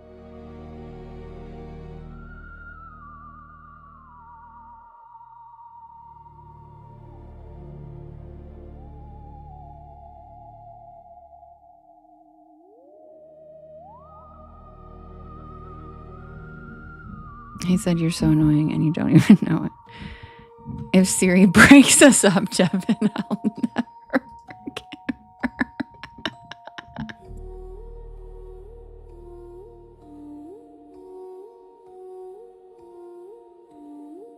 Hi, Joanne. I sure did, Spooky Moth.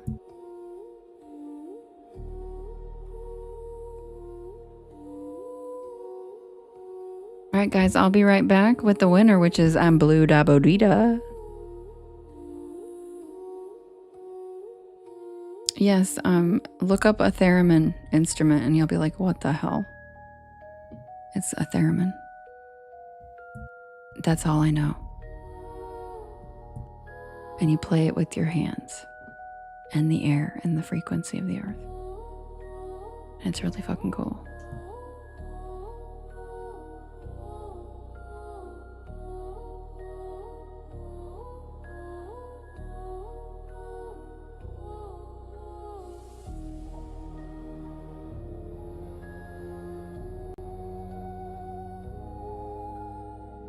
Ooh, girl, you need a snack? Are we talking river?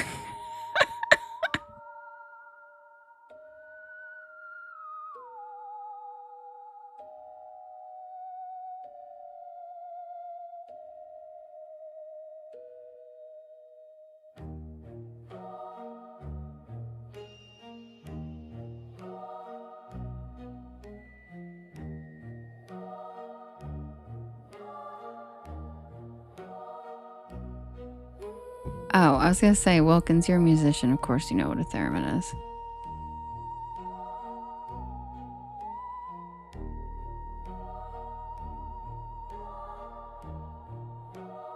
Me too, Queen CC. It's like dream house. It's so pretty. It's like a dream house. So cute and like so cozy.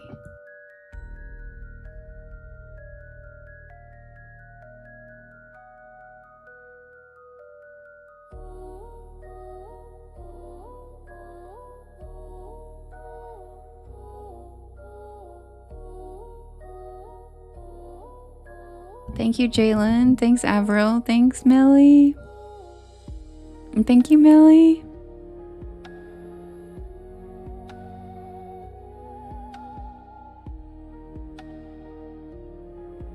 Wait, don't tell Justin what, Yaya?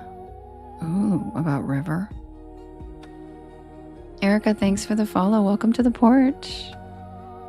Thank you for the camping, Ange. I love that one. It's so cute.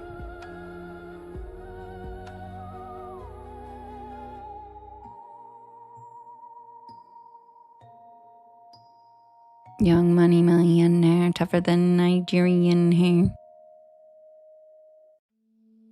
Got a venereal disease.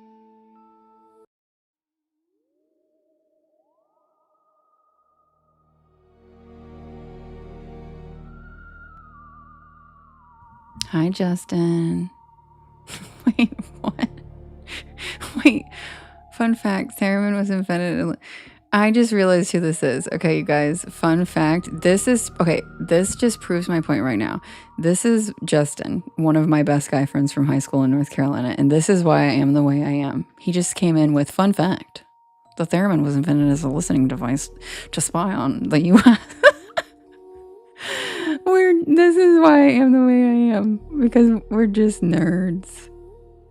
Just nerds.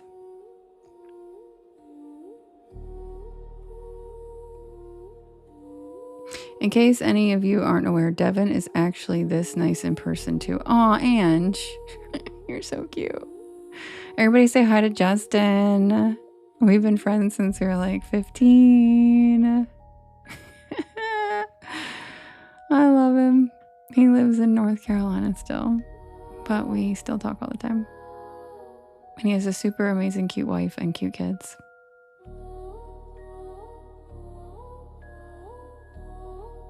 Country Kid, don't worry. This one is already up, available for print. So yeah, it's already on the site. You sure can. Yeah. Because Justin, my mod in here is named Justin. So now they're like, wait, there's another Justin?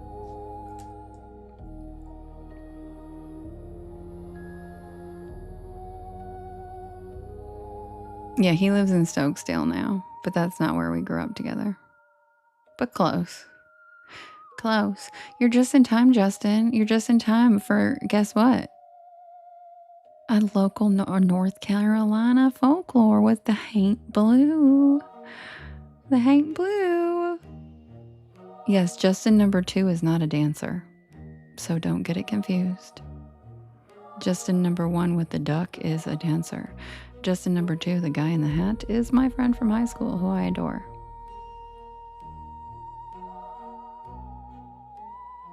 Wait, what of us? Literally dozens. Wait, what? W of us. I don't get it.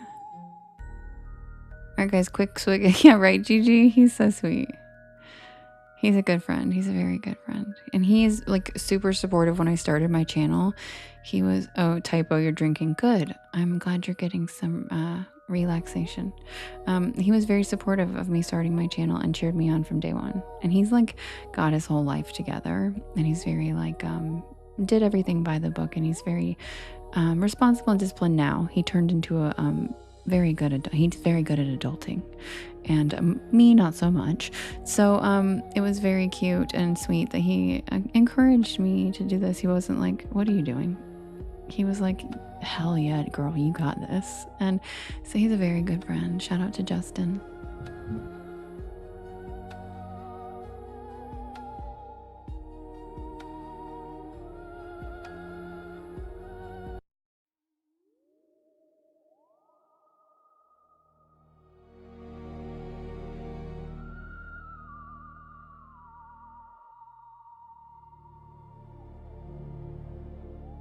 Well, I was emancipated in high school, which you guys know, and my life's always been a bit of a roller coaster, up and down. And so, it's nice when your friends whose lives were a little more put together still believe in you.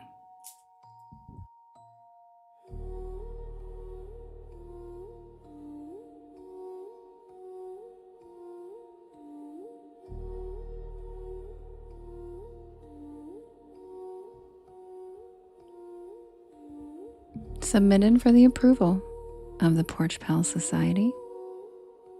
This is the tale of Hank Blue.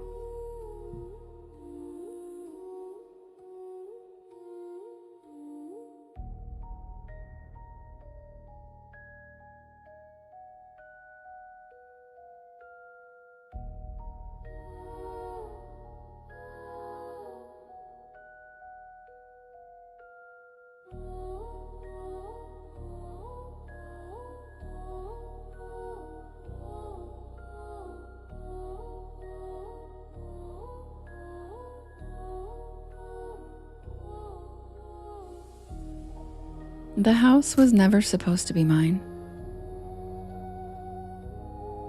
When my grandmother died, nobody in the family wanted the old mountain house except me.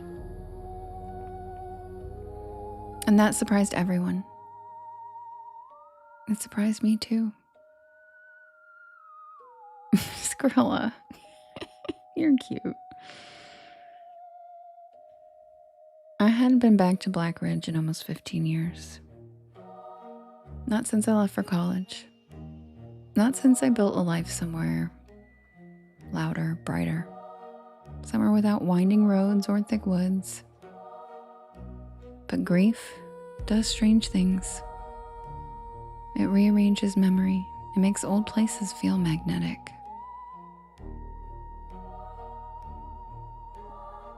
So 3 months after the funeral, I packed my car and my cat Merlin, and I drove back into the mountains. Okay, country kid, I'll check. It should be up there, but I'll make sure. The house sat exactly where it always had. Half hidden by dogwoods and hemlocks.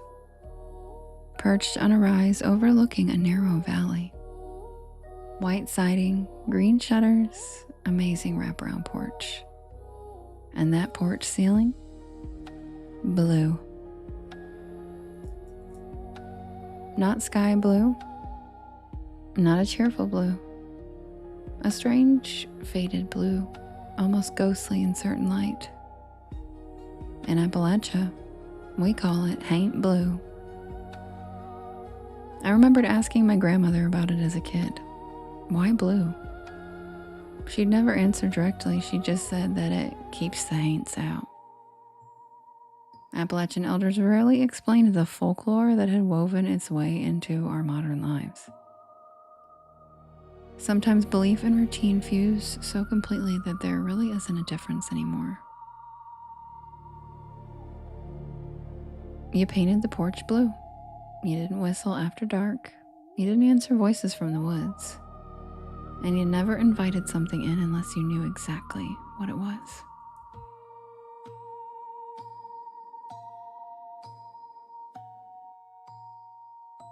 I spent the first week there cleaning.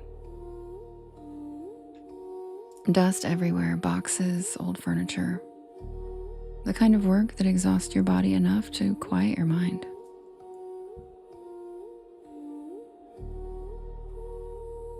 At night, I'd sit with all the windows open and soak in the mountain sounds.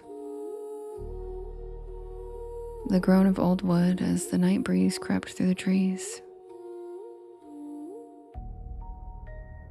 Owls, crickets, the babbling creek.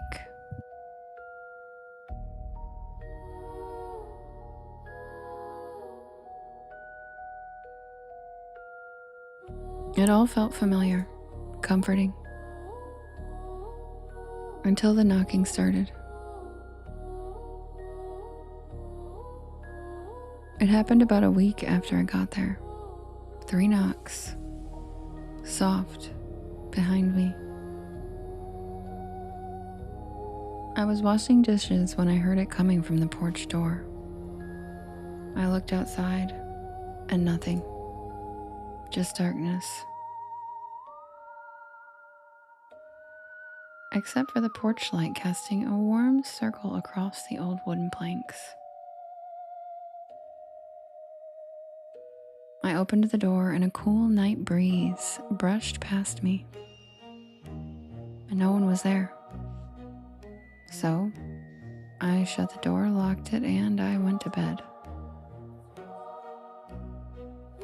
The next night, the same thing. 3 knocks. This time I didn't open the door.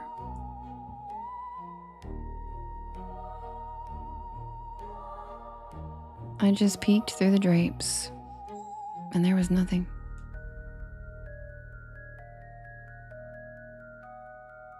By the 4th night, I was officially unnerved.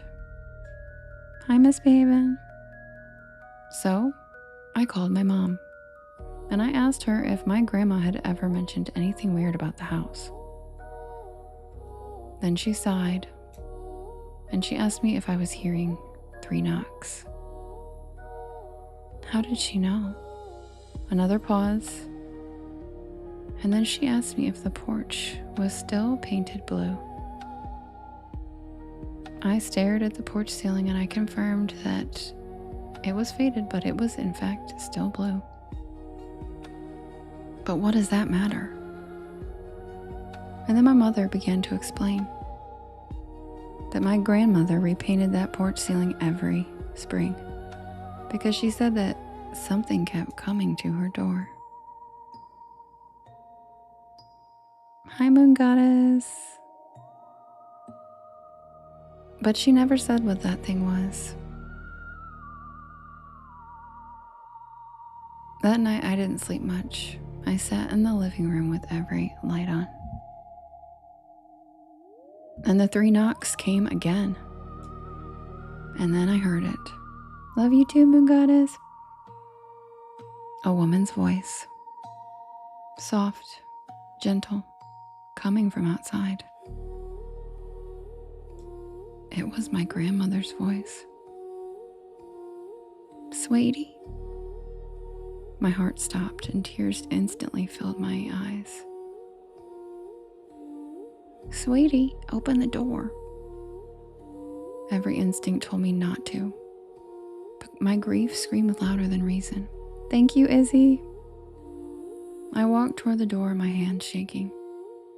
Her voice trembled now. My hands are cold. Tears ran down my face. It sounded exactly like her. Every rasp, every cadence. My hand touched the lock. And then suddenly, a memory rushed back. Me, at 6 years old, sitting beside my grandma on that porch swing. Her voice low and serious. Thank you, Auntie Anna. If something outside sounds like somebody you love, it ain't. Hi, Cookie. I snatched my hand back from the lock. Outside, the voice stopped and silence followed. And then, slowly, the doorknob turned. Once, twice, 3 times.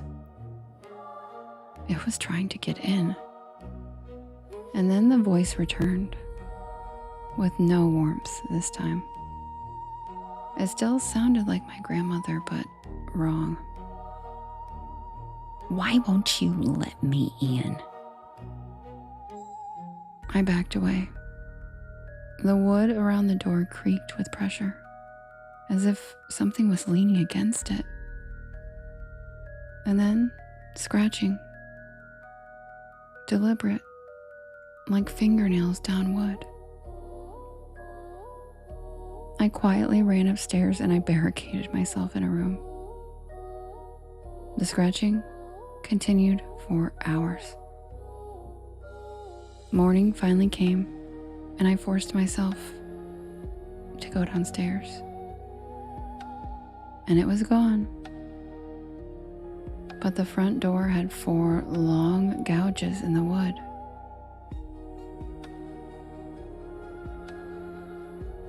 I almost left that day. But then I found something in my grandmother's sewing room. A notebook. Her handwriting. Recipes, bills, garden notes. And then one page written in thick, dark ink, only 4 lines. It learns voices.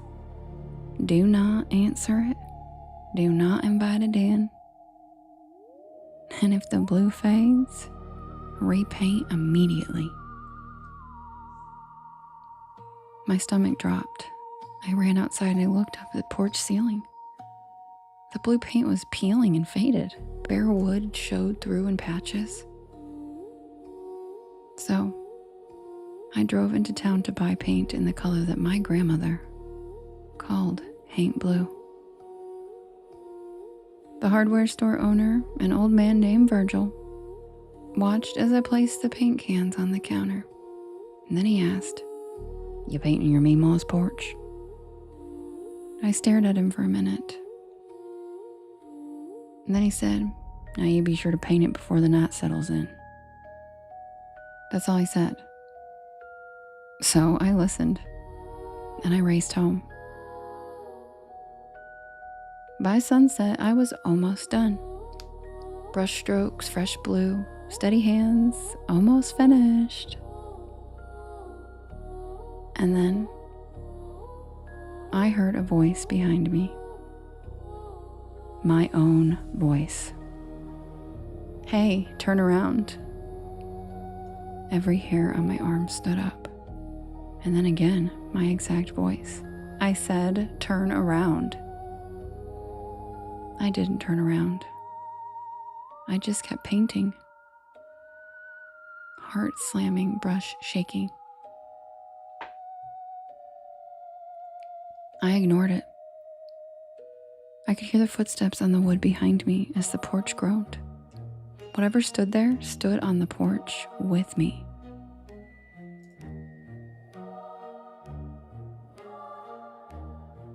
I painted faster. I only had one little section left. Just keep painting and don't turn around. As my brush made the final stroke of that magical blue paint, I heard something behind me shriek. Something ancient. The sound vibrated the porch, screaming in 100 stolen voices. And then, silence.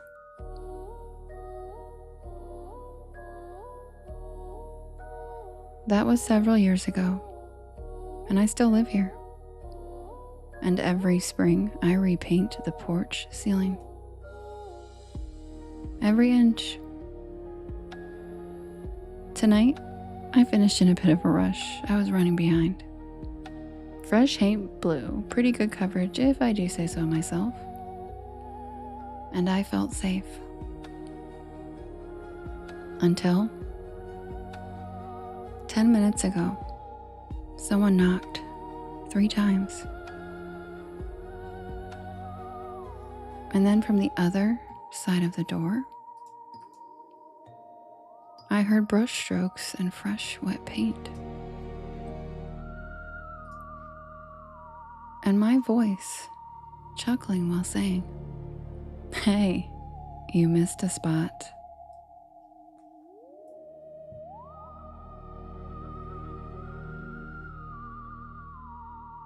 And that's the tale of Haint Blue.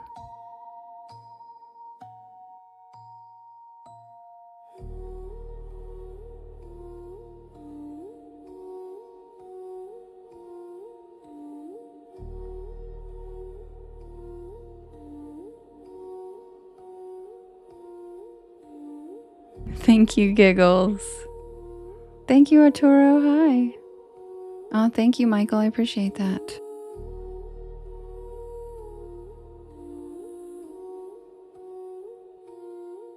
Thank you, JR.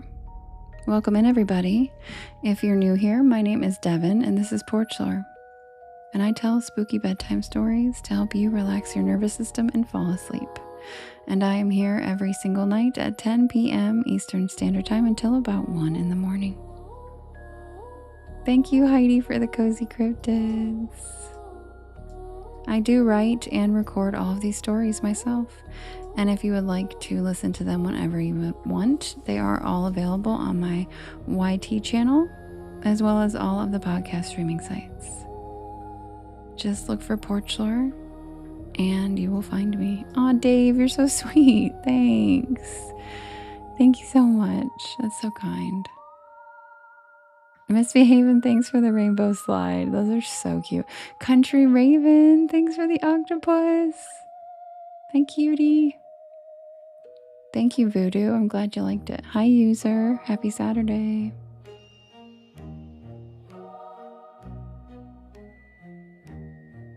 Hi, Ariel. Welcome in. Thank you, Love Dobies. I really appreciate that. Oh, Matt, you're so sweet. You're the best. All right, you guys. Give me 1 second and I'll set up the next poll. I am. Are you ready for yours, Country Raven? Oh, Noah, I haven't yet, but yeah, I'll do a compilation book probably of like all the stories together eventually someday. Skrilla. That's a wise, probably a wise move. He says he doesn't make jokes during that one because my grandma's in it. Thank you, Bryce, for the corgi booty. You just locked your door, Seabass. Good.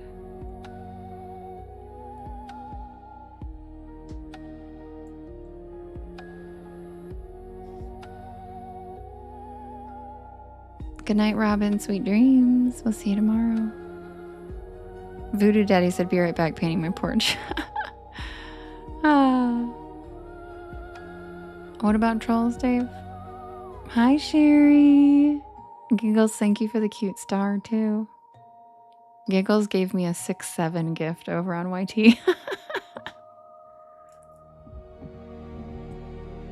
Yes, it is blue. I hope I have a puzzle piece. 1 sec.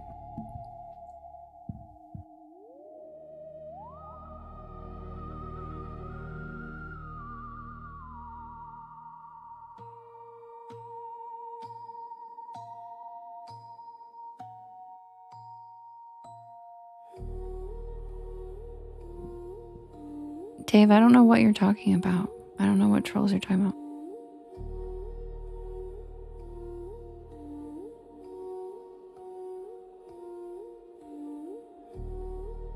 Thank you, Pixie. Thanks, Sherry. Oh, we got corn.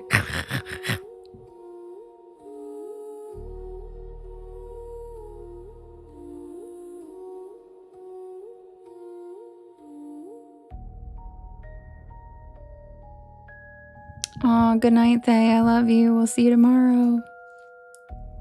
Yeah, where's Hot Jesus been, Rochelle? That's a good point. Where's Hot Jesus been?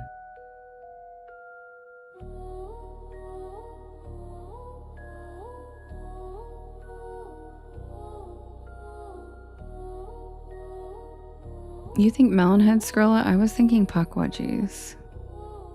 Yes, they will tell Chet you love him.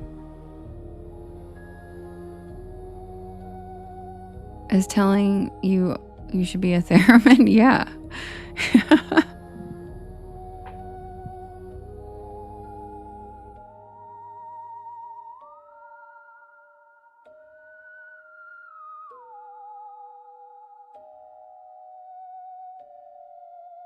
Oh, buy a theremin. Yeah, I want one so badly.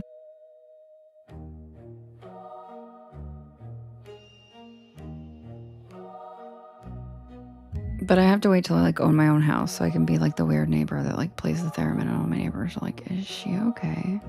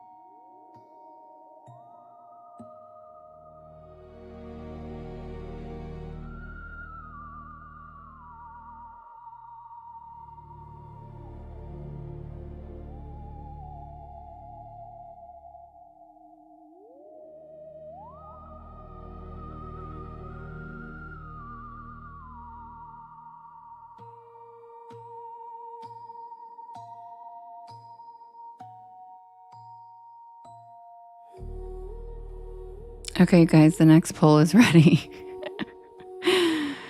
Oh, God. I'm getting delirious. Okay. All right, we have Run. That's all I picked. That's the name of that story. Run.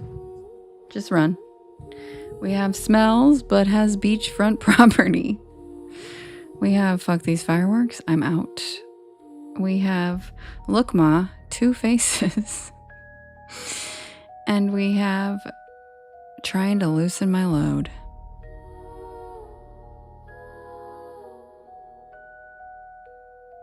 You like them, Matt? Good.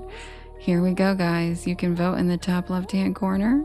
There's a blue box. You can vote up to 50 times, and you can vote for more than one story. It is Silly Story Title Saturday if you're new here. And we have Run. We have Smells, but has beachfront property.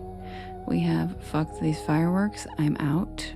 We have Look Ma, Two Faces. And we have Trying to Loosen My Load.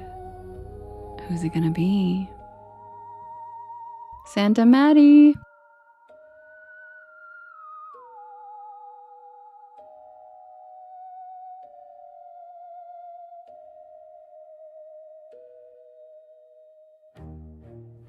Oh, thank you, Matt. I love that meteor shower so much. Thank you. You beg what pardon, Justin? What are you begging pardon? Eilish, you're so cute. He said ho ho ho. Don't you mean 676767? Also, Justin, Also Very Ordinary would like Look Ma, Two Faces over on YT.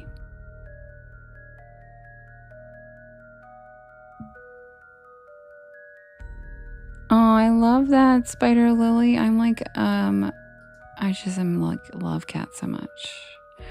Like, and I'm a cat whisperer. A lot of people say their cats come and listen to my live. So tell your cat I said, Brum.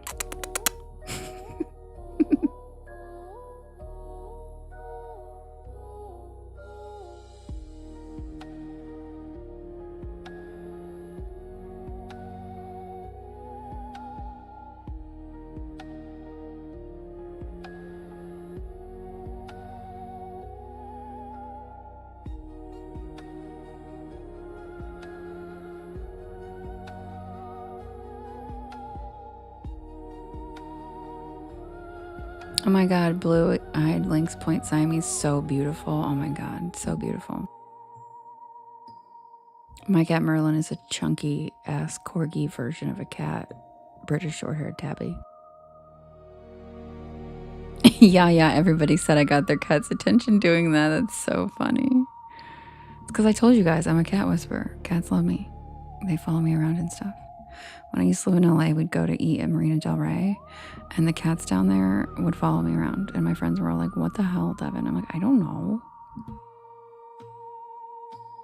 Yes, he giggles over here. Just said on YT, my cat sat up and looked when you did that and meowed. Aw, tell your cat I said meow. Yes, Bryce, I know. You have a real corgi. You love corgis and their little chunky butts.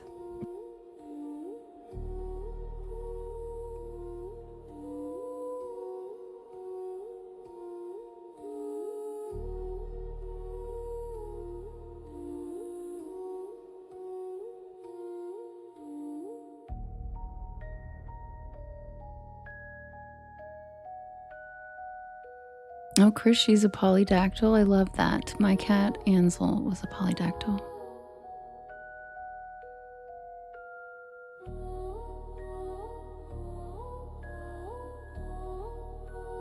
And the winner of the poll is... Fuck These Fireworks, I'm out. This is... Will I purr again?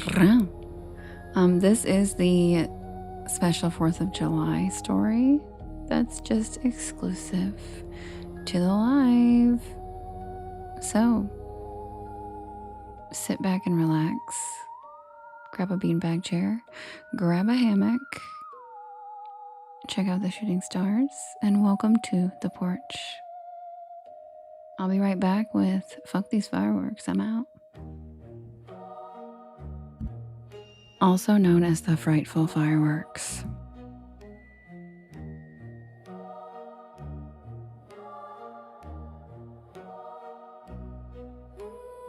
Thank you, Nate. I'm so glad you're back. It's nice that you've been coming back.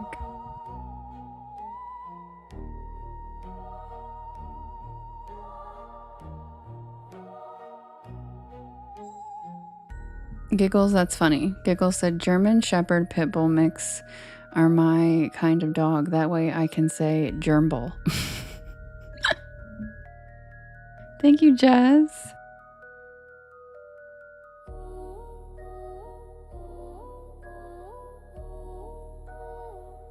The tortitude is crazy. It really is, Voodoo Daddy. I had a tortie and God, I miss her. She was such a little bitch. I loved her so much. Only cat ever that wouldn't let me pick her up unless she said so. Miss her.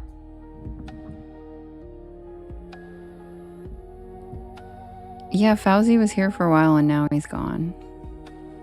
I haven't seen him in like an hour.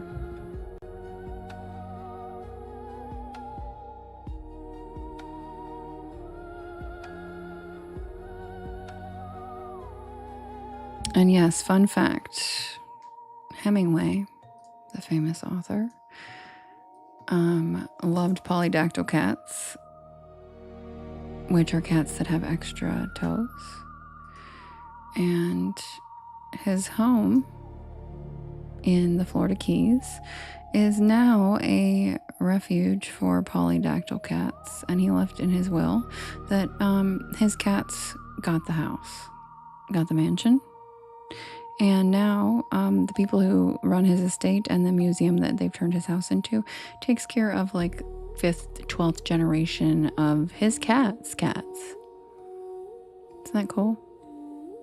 So like the cats that were like the descendants of those cats still live there. Yep. Oh yeah, Rachie, you know the story. Yep, they're all descendants of his original Kikis and they run all around the property and his whole will was left to them. And I'm like, God, I loved Hemingway. Like, yes, sir. You, sir. My goodness. I love that too, Sherry. If I had that kind of wealth, you bet your ass I'd leave everything to Merlin. And it's a legal binding document and it's on like pretty coveted land in the Keys. And he was like, nope. Sorry, guys. Make it a fucking cat sanctuary. Turn it into a museum to my writing. Peace. And yeah, you can tour it. Yeah, I know. I've always wanted to go. I've actually never been. But I had a polydactyl cat, so I learned that story about him when I got a polydactyl cat. And I always wanted to go, but I've never been. But if you guys live in Florida and have the chance to go, yeah, the kitties are roaming freely all over the property in the Keys. It's beautiful and yeah, it's in Key West. Yeah, thanks, Dania. So yeah, just a little fun fact there about polydactyl kitties. Okay, Skrilla.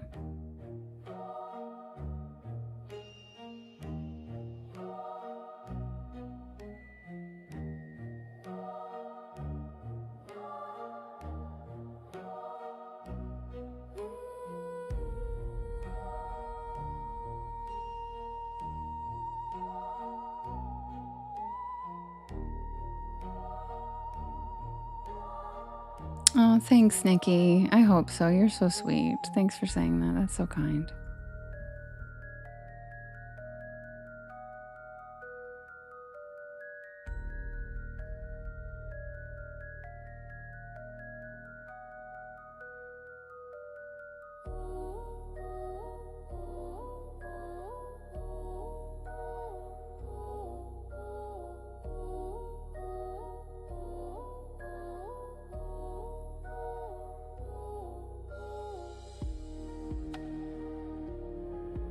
Oh, really, Giggles? You did too? I love that. Yes, he was a pretty cool man. Except for the whole like alcoholic thing, but you know, besides that, he was.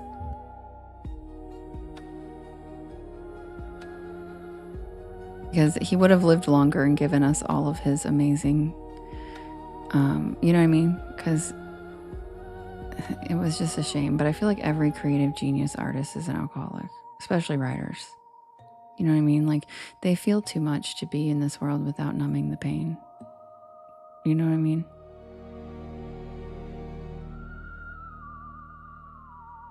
Just got back from lurking on a few front porches. Nobody would let me in.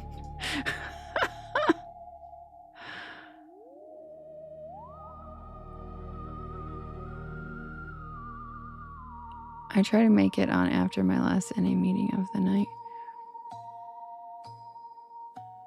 Really, Liz, I love that. Have you heard the Clover Door story I wrote for our recovering porch pals?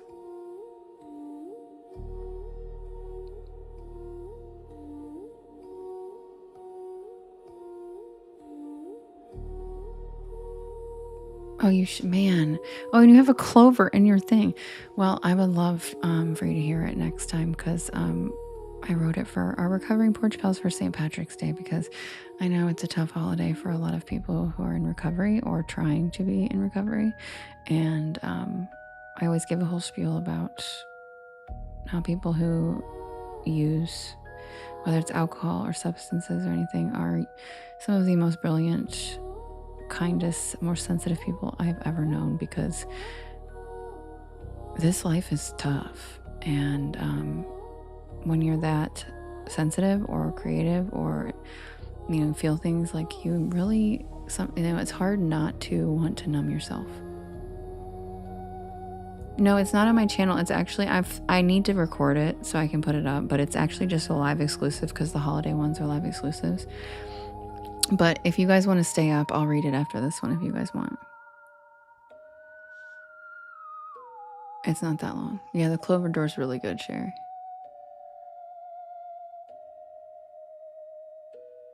Okay, cool. Yeah, if you guys want to stay up, I'll read it. Okay, be right back with the 4th of July one.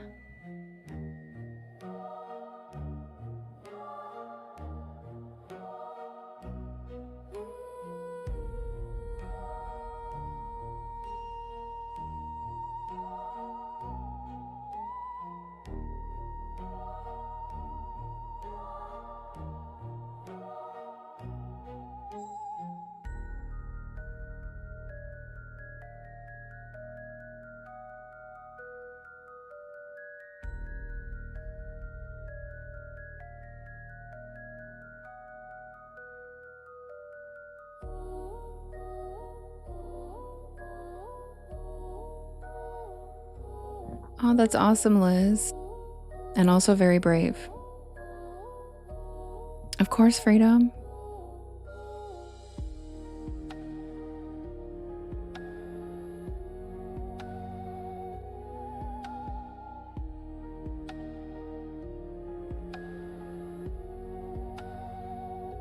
You're just in time, Shakam. Welcome back.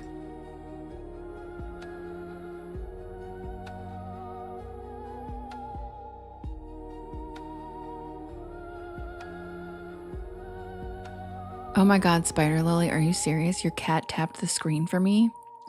I have to screenshot this. This is the cutest thing I've ever read. Her cat learned how to tap the screen. Oh my God. And she sent me 12 hearts. I can't even handle that. My heart wants to cry. Tell your kitty I said meow.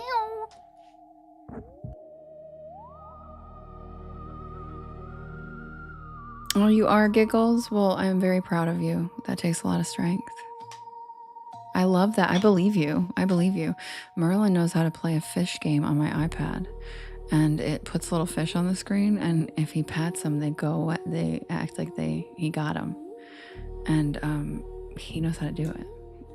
I know, isn't that so cute? I know, Deborah. I'm like, anything with cats, my heart just like, I just melt. Anything with cats, I'm like putty. Like, I feel like someone could kidnap me if they had a kitten in their car. Like, no shit. Like, really, I feel like someone could kidnap me. Be like, hey, can you help me with my cat? I've never had a cat before. I'd be like, oh, let me tell you what a joy it is. I'll get in and, yep. Stephen said note to self. Creepy.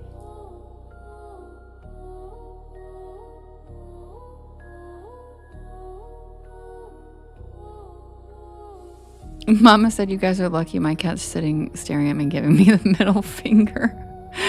Lacey, thanks for the cat paw. In the middle finger, that's hilarious. Misbehavin', thank you for the rockin' shroom. He's so cute. Jess, thanks for the rainbow slide. Jules, thanks for the rainbow slide.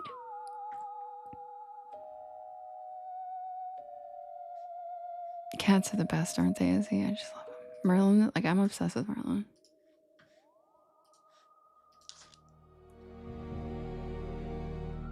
Sometimes he puts his paw in my face and pushes me away because I'm upset. I love him too much. He's like, dude, get off of me.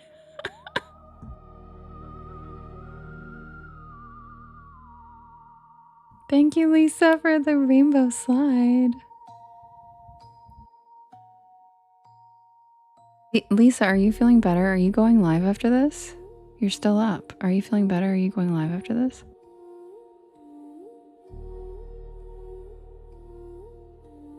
Submitted for the approval of the Porch Pal Society.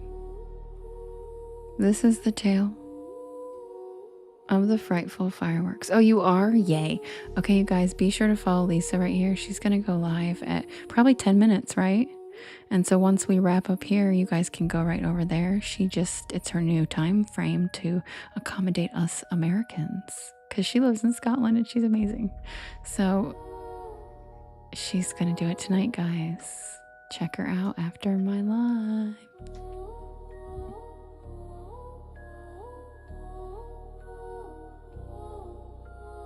She's pinned at the top. Yeah, Sherry. Yeah, she's like, because we've all been missing her. She's going to do a early morning. No, Dave. Yeah, well, she's doing it for us she's doing nighttime stuff, but she's doing it in the morning for you, but for us Americans for bedtime. Yeah, follow her. She's amazing. It's one of her new time slots. She's still doing the other one too, but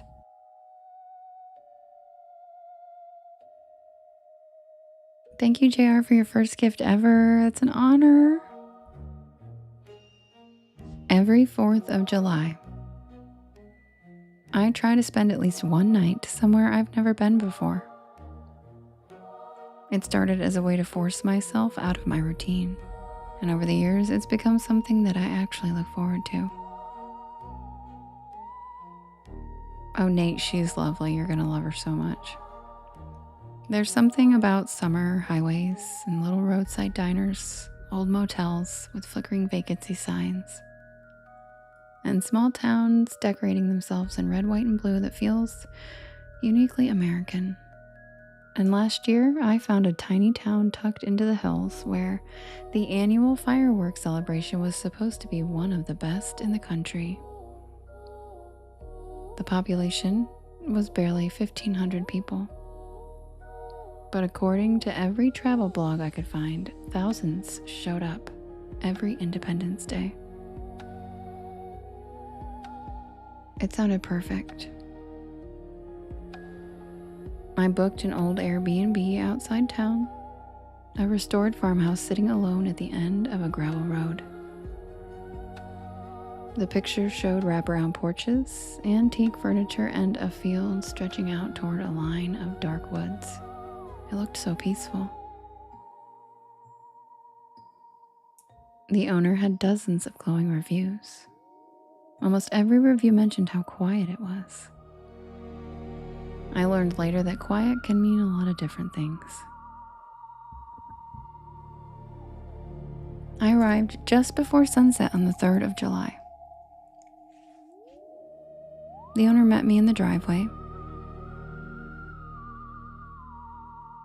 He looked exactly like someone who belonged there. Oh, Lisa, I love you. We'll see you soon. Late 60s, denim overalls, gray beard, baseball cap, advertising a tractor company that probably hadn't existed in years.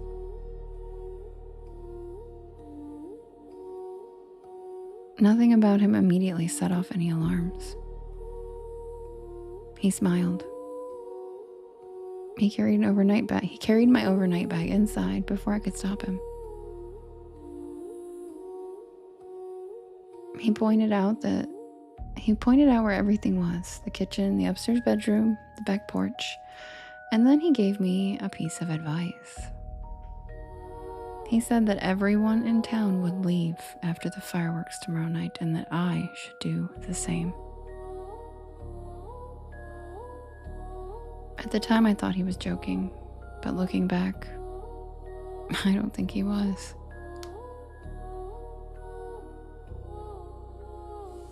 The town itself was exactly what I'd hoped for. Flags hung from every porch. Children rode decorated bicycles. Church bells rang throughout the afternoon.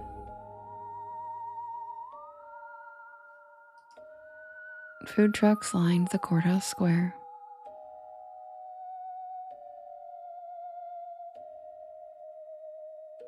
By evening, people had spread blankets across a massive hillside overlooking the river where the fireworks would launch.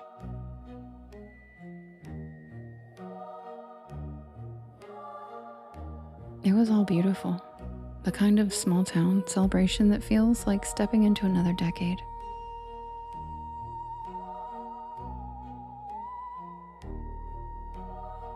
I spent hours wandering.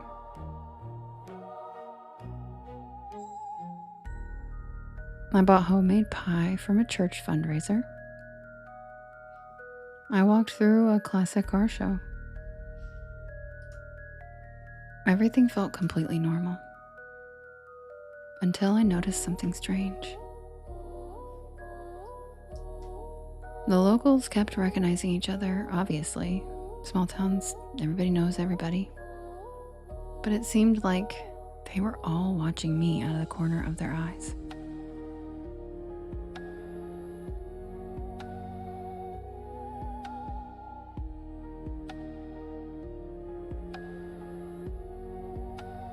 Several people smiled politely, and a few nodded, but every single one of them eventually looked past me toward the road leading out of town, as though they were wondering why I hadn't left yet. Oh, Nate, I'm so glad. I assumed that maybe I was just imagining it. The fireworks began at 9:30. And they were spectacular. I love fireworks. The explosions echoed through the valley.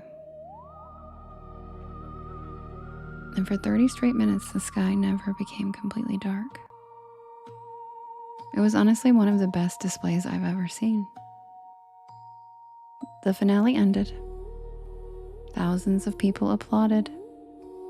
Families folded blankets, and traffic immediately clogged every road leading away from town. So I decided to wait. I figured I'd avoid the rush by hanging around another half an hour.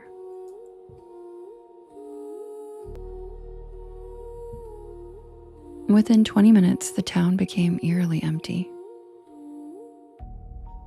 The food vendors packed up with astonishing speed. Police cruisers that had directed traffic simply disappeared. Streetlights remained on and storefronts remained lit, but all the people vanished. I found it odd, so I started walking back to my car. Then I realized mine was only one of 3 vehicles left. The parking lot had been full of hundreds of cars, and now it looked abandoned.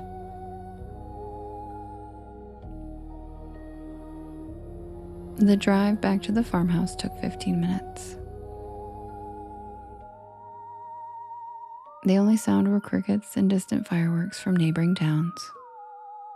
And when I turned onto the gravel driveway, I noticed that the owner's truck wasn't there.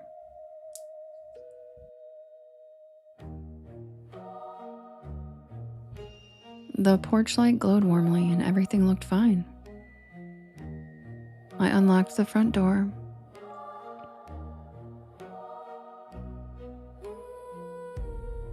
I went in and I locked it behind me. And then I heard footsteps upstairs. I froze. I knew I had rented the entire house. The owner had specifically said he stayed elsewhere whenever guests booked the property. The footsteps continued, slow and measured, crossing the bedroom floor directly above me. I remember standing there, convincing myself old houses make noise. Wood expands. Floors settle. That's all it was. And then I heard a second set of footsteps. I grabbed my keys. I backed toward the front door, unlocked it, and I pulled, and there was nothing. I pulled harder. The door wouldn't move. I looked down, and there was a thick iron bar across the outside. Someone had just locked me in. Every instinct screamed at me to get the hell out of there. And before I could move, headlights swept across the curtains, and I saw the owner's truck pull up. He climbed out carrying something long, and at first I thought it was a shovel. But then I realized it was a rifle.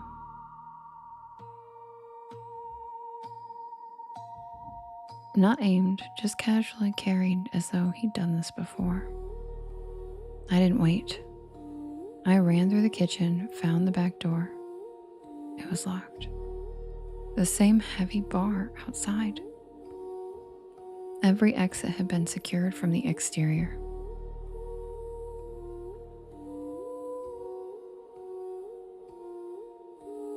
The footsteps upstairs stopped, and I heard complete silence, and then they began descending. The staircase creaked, but I still couldn't see anyone. I could just hear them. Then the owner unlocked the front door. I heard the metal scraping of the iron bar lifting. I didn't stay to see. The kitchen window shattered surprisingly easy. Glass exploded across the sink. I climbed through and I sliced my forearm.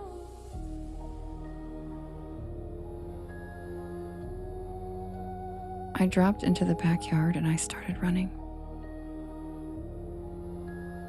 The field behind the farmhouse stretched nearly half a mile before reaching the woods.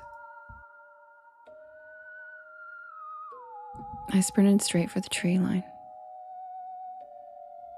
Behind me, I heard no shouting, no commands, no gunshots. And that silence terrified me more than anything, because it suggested that they were not worried. Halfway across the field, I looked back. 3 flashlights following, keeping pace. Like people who already knew exactly where I would end up. The woods were darker than I had expected, and branches clawed at my face. Dry leaves crunched beneath my shoes. My inadequate phone flashlight barely reached 20 feet ahead. And then I found a narrow trail with fresh footprints. Several different boot prints leading deeper into the forest. And that was when everything finally made sense.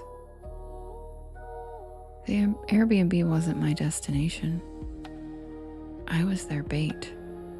This was some rich dude hunting humans type shit. I left the trail immediately, and I started cutting through dense brush instead.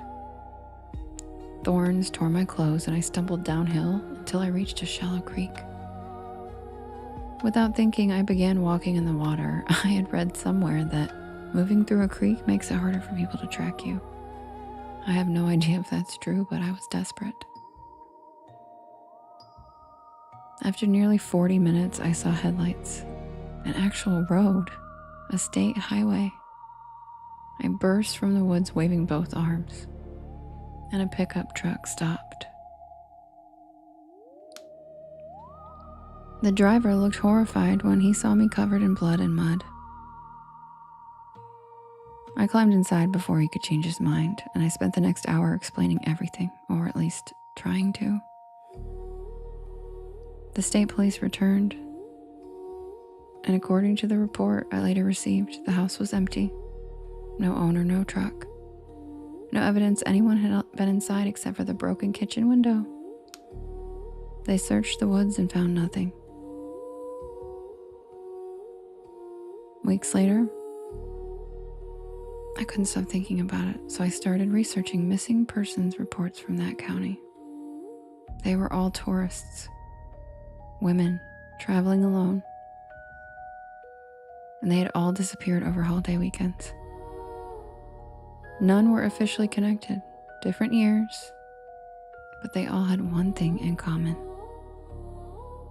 The last confirmed place anyone saw them alive was that farmhouse. I still celebrate the 4th of July every year, and I still love fireworks. But I never stay overnight in any unfamiliar place. Especially not in isolated vacation rentals, and especially not on holiday weekends. Because I learned something that night. Thank you, Alexandra. Predators don't always hunt in isolated, empty places.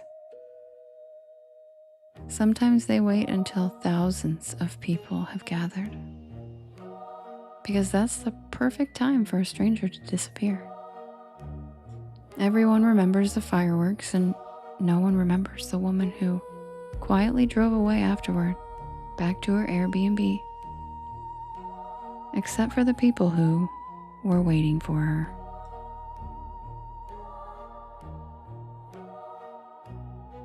And that's the tale of the frightful fireworks. Good night, Izzy.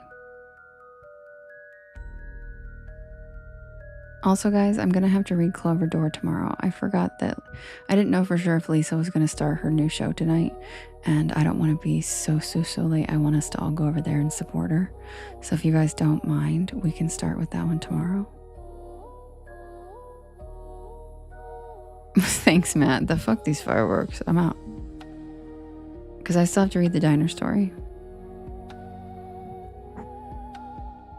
Wait, Lisa, when are you starting? You're still here. I thought you just started. You're still here. When are you starting? You want to hear the Clover story too?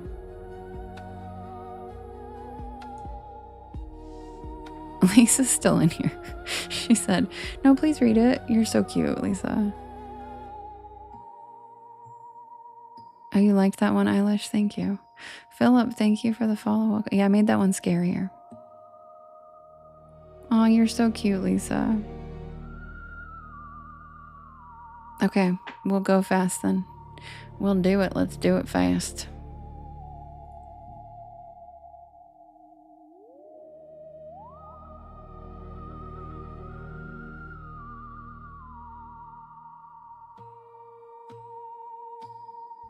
Oh, that's so sweet. Well, I'm always willing to hurry mine up too. Ariel here, she's right here. I'm gonna pin her again. Her name's Lisa, and she's lovely. She's adorable.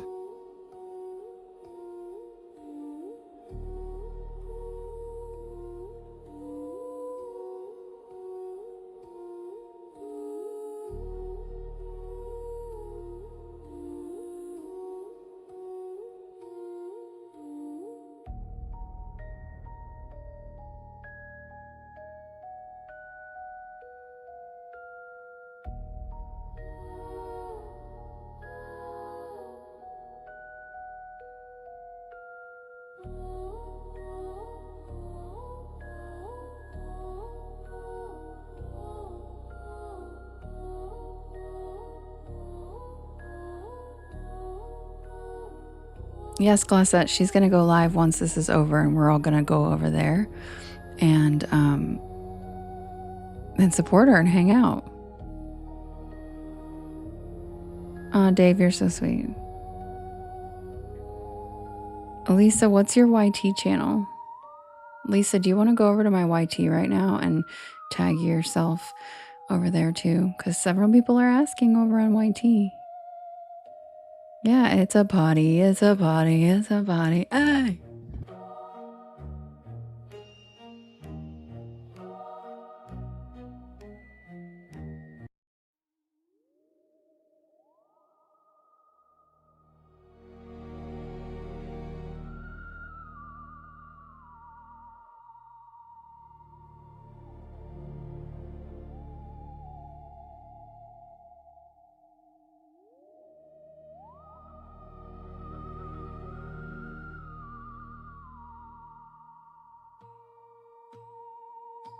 Yes, we listen to vintage creepy radio shows.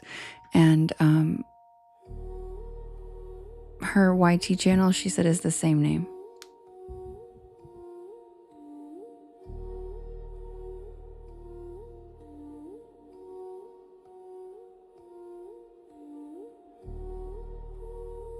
I mean, how can we turn it down?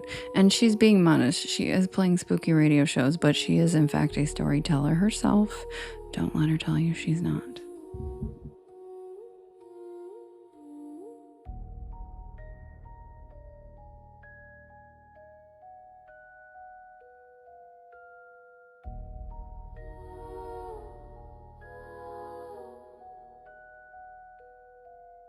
Submitted for the approval of the Porch Pal Society.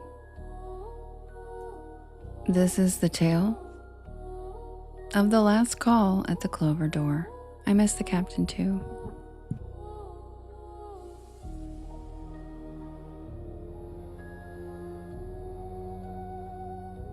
And this is dedicated to all the Porch Pals out there who are in recovery, struggling with it, working on it, dreaming of it, know someone, a loved one who has lost the battle, anything with substance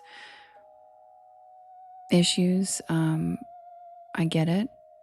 I am not myself somebody who's had to go sober, but I will say I've had a lot of loved ones, and as a creative person and a very weird, smart person, I will say that the most brilliant and kindest and most wonderful people and creative people I've known, I'll say this, all of the people I've known who've been deemed addicts are the most creative, insightful, and intelligent and sensitive people I've ever known. Of course, Bisbee. So it's a disease, it's an illness. It is absolutely not a character flaw. And I just like to remind you guys out there struggling that it's not a character flaw. There's nothing wrong with you. There's something wrong with our society. And the fact that a lot of you have found the need to numb to get through it, it's not the way to do it, but it's understandable. And you shouldn't be painted as, bad characters or less than or anything like that. So just want to let you guys know how I feel about that. And I am sending you guys all of the love. Oh, Voodoo, it's true. I genuinely feel that way. I think it's really, yes, you can make it out. I promise you guys can make it out. And I think it's really unfair. The way that, I don't know, people who beat their wives are less stigmatized than people who try to numb themselves from this fucked up world. You know? So that's how I stand on it, and this is a perfect place for you guys. I know, Rudy, and you know what? It's okay. It's not a character flaw. It's just your journey here. You are too sensitive maybe to deal, but you can get through it. You can find other things that bring you joy. It is a solution, yeah, but it's the wrong one. And yep, Eilish, you are correct. And guess who? Your girl had a lot of fun with that in my 20s. And then I had to stop myself because I liked it a little bit too much. And not everybody's able to do that. Congratulations, Giggles. So anyway, guys, Oh, that's okay, LBA. You clicked the wrong area to put Lisa's. You're so cute. That's okay. So anyway, guys, yeah, it's a coping mechanism for sure. And we all find ways to cope. There are people who do it with sex. There are people who do it with obsessing over a sports team. There are people who do it with shopping. You know, there's a million different ways people cope. And none of them are wrong. Yeah, life is hard and shitty and scary sometimes. And sometimes you just need to get through another day. So I just want to let you guys know that there is no judgment here. We're rooting for you. And if you are struggling, we believe in you. And you have people here that you can talk to about it if you have a rough day or if you've fallen off the wagon. A lot of the porch pals in here have been in that position or are right now. Oh, you are, Millie? That makes sense. Millie. Anyway, love you guys. And I'll be right back, quick swig, and we will do last call at the Clover Door.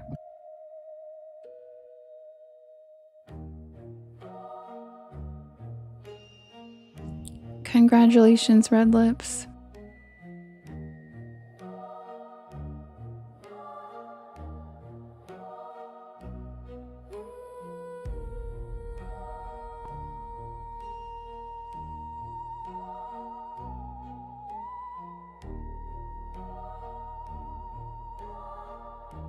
Oh, Mama, I'm sending your son so much love. Especially as a male with an eating disorder, that's tough. Because they go under the radar a lot with that.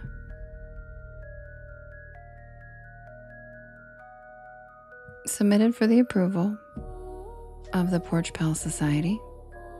This is the tale of the last call at the Clover Door.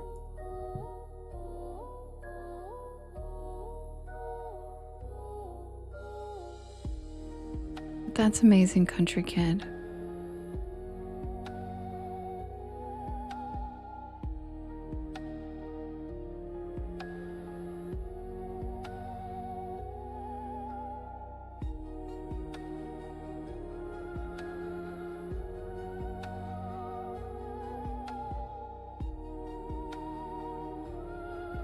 Thank you, Abigail.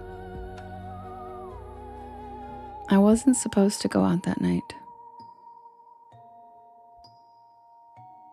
That was the agreement I had made with myself sometime mid-afternoon. Welcome in, Nicola. Sitting at my kitchen table with a glass I hadn't finished and a phone full of messages that I hadn't answered. St. Patrick's Day had a way of turning into something else for me. Something less like a celebration and more like an excuse that I didn't need. I told myself that I'd stay in, order food, watch something mindless, and let the night pass just like any other.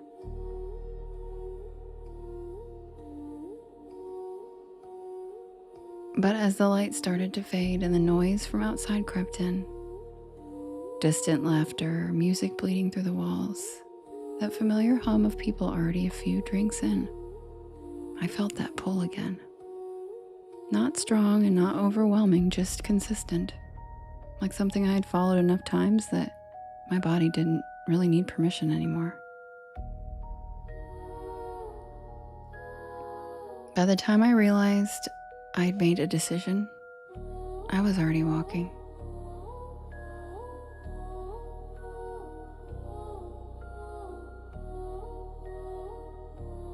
I didn't grab a jacket. I didn't check the time. I just stepped out and let the noise guide me.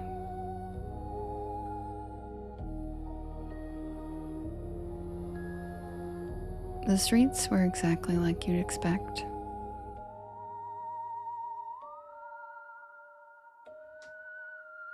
Green everywhere, plastic beads, faces flush from cold air and cheap liquor. Hi, Pittsburgh Penny, thanks. Hi, Jackson. Every bar spilling over, every doorway packed.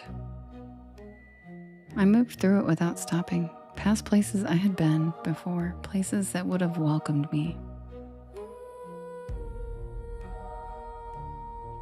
But that wasn't what I wanted. not exactly. I was looking for something quieter. Something that didn't feel like it was trying so hard. I don't even remember turning down that street. One second I was in the middle of it all, and the next, it was in the distance. Like someone had turned the volume down. Thank you, Jackson. The street I found myself on was narrower and older. The kind of place where the buildings leaned slightly inward, like they'd settled into each other over time. There were no decorations and no crowds. Just a few dim lights. And that's where I saw the bar. The sign hung crooked above the door. Paint chipped, wood darkened from years of weather. The Clover Door. I stood there for a second trying to place it. I'd lived in this city for a long time, and I thought I knew most spots worth knowing, and this wasn't one of them. Curious, I pushed the door open, and the first thing I noticed was the quiet. It wasn't empty. There were people inside, maybe a dozen, scattered along the bar and a few small tables. No music, just low conversation. The clink of a glass, the soft scrape of wood against wood. The bartender looked up as I stepped in. He didn't smile, he just nodded in acknowledgement. I took a seat at the bar and didn't say anything. I didn't even need to. A glass just appeared in front of me within a few seconds. Already poured and already waiting. And normally that would have felt strange, but on St. Patrick's Day it didn't. I figured it was just some holiday drink special. I picked it up, took a sip, and it tasted smoother than anything I had had in a long time.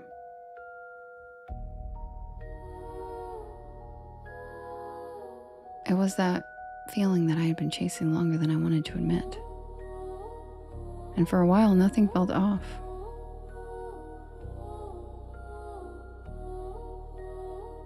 And then the man sitting 2 stools down from me caught my attention first. Thank you, Bellstar. Not because he did anything unusual. He'd just been in the same position since I had walked in, which was kind of weird. Glass in hand, elbow on the bar, head slightly tilted downward. He just held that position perfectly still. And then I noticed everyone else in the bar was kind of doing the same thing. There was a woman near the back sitting alone at a table. A glass in front of her. No movement, just staring at it. They were all staring at their glasses, silently.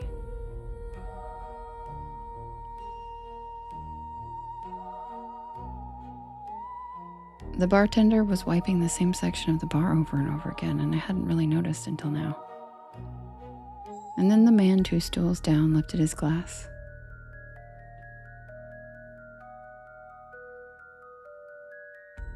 And he turned to me and spoke. First time here? I turned slightly. Now he was looking at me. Yeah, you could say that, I said. He nodded. Most people don't find this place on purpose. Okay. What does that mean? He didn't answer immediately. He just lifted his glass and then looked back at me. You ever wake up and realize you don't remember getting home? He asked. I didn't respond. I didn't need to. He nodded again like that was answer enough. Yeah, me too.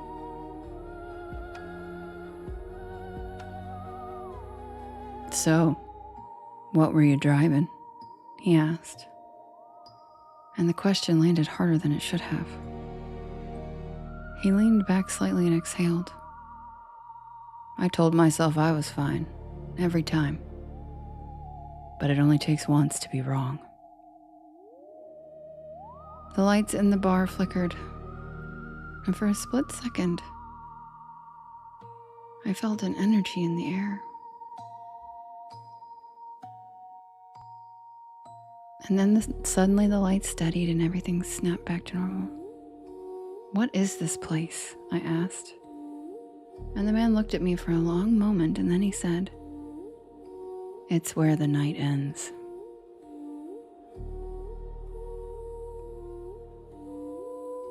"St. Patrick's Day," he said. "Biggest drinking night of the year in a lot of places." He gestured loosely around the room. Everyone here thought they had one more in them. My stomach dropped, slow, heavy. "They didn't mean to," he said. "None of us do." That word hit me hard. Us. I wasn't one of them, was I? That's when I stood up from my chair. I stepped back from the bar, my heart beating faster. "I'm leaving," I said. The man nodded. "Yeah, while you still can." I turned toward the door and I reached for it, and I hesitated, thinking of all the lives lost on this very night due to drinking too much.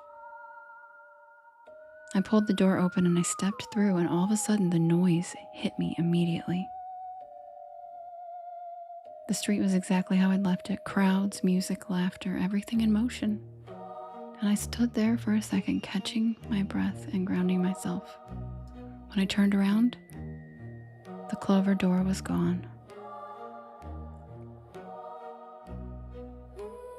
And that's when I saw it down the street. A small crowd had gathered at the intersection. They were not celebrating. They weren't moving. I moved closer. And that's when I saw it.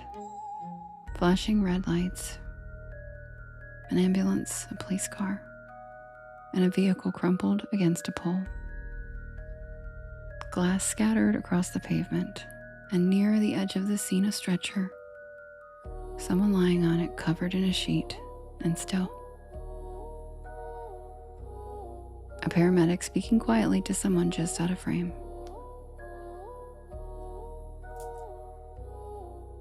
I didn't want to look like I was staring, so I turned back around toward the alley. And all of a sudden, the clover door was there again. And then I saw the man walking away from the scene.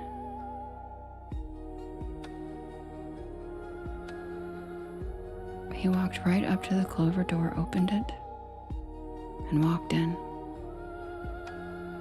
And then it disappeared again.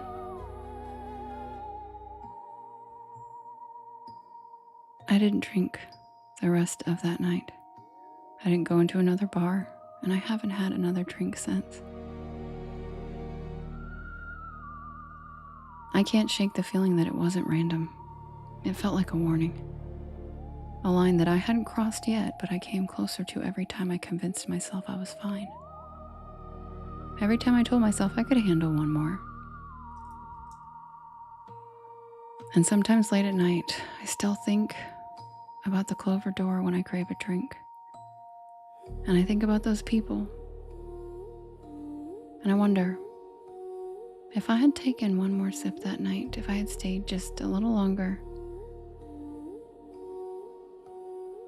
would I still be there sitting at the bar, glass in hand, waiting for someone else to walk through that door so I could ask them the same question? "So, what were you driving?"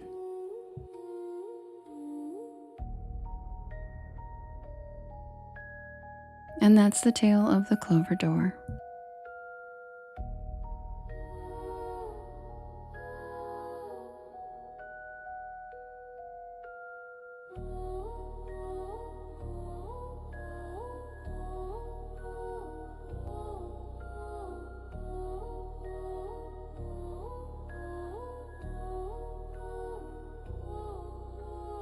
We're going to go straight into the diner so we can get over to Lisa's quickly. I hope you guys liked it.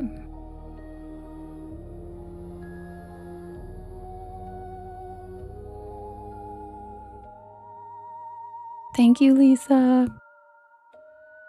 Thank you, Miss Extraordinary. I appreciate that. I'm actually very proud of that story. Good night, Anton.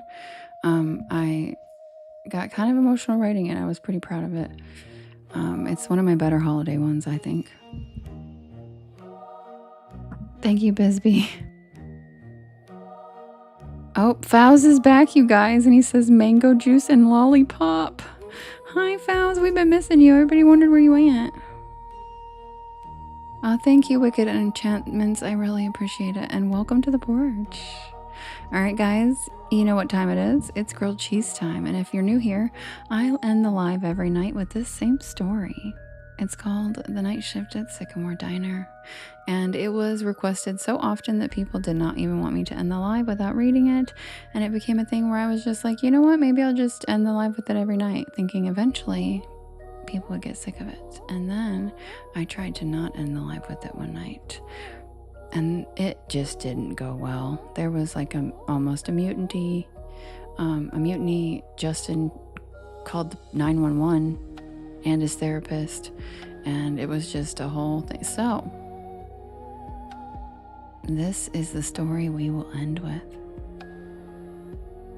Oh, Miss Extraordinary, it's your favorite. Yeah. People were screaming and crying.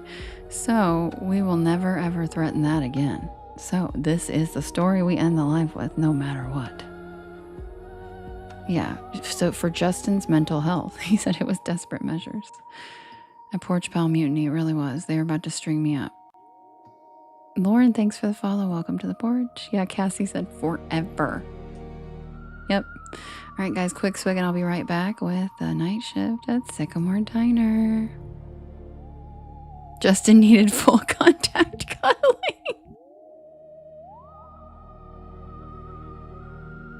Matt said, get him some Fowz damn mango juice. Thank you, Shannon. We've missed you too, Jackson. I'm glad you're back.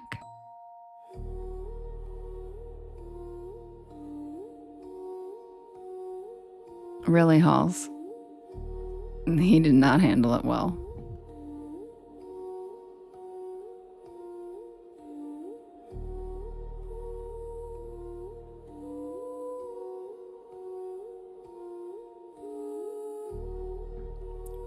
Rachie said Desperate Measures was Justin's dancer name when he worked at Home Depot's lumber.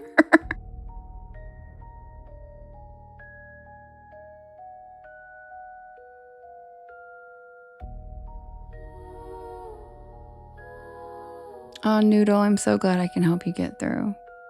Yeah, Lisa, Justin has dancer names, and we like to add to them, and they're hilarious. Ooh, Fowz has a new mystery word, and I don't know this one, you guys. Idolon.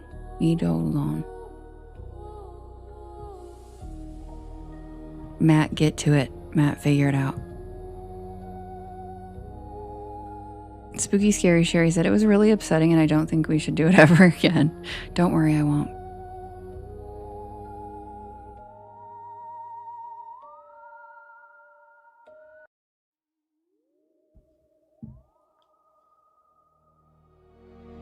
Submitted for the approval of the Porch Pal Society.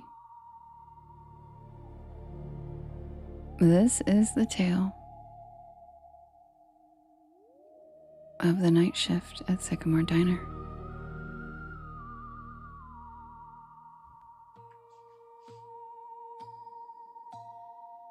Aw, thanks, Miss Glass. I'm so glad. I'm not usually the kind of person who pulls over on back roads at night. Not unless I absolutely have to. But that night, something about the storm, the long drive, and that growling pit in my stomach convinced me otherwise. I was hungry. It was late October, and I was headed back to campus after a weekend visit with my friends in North Carolina.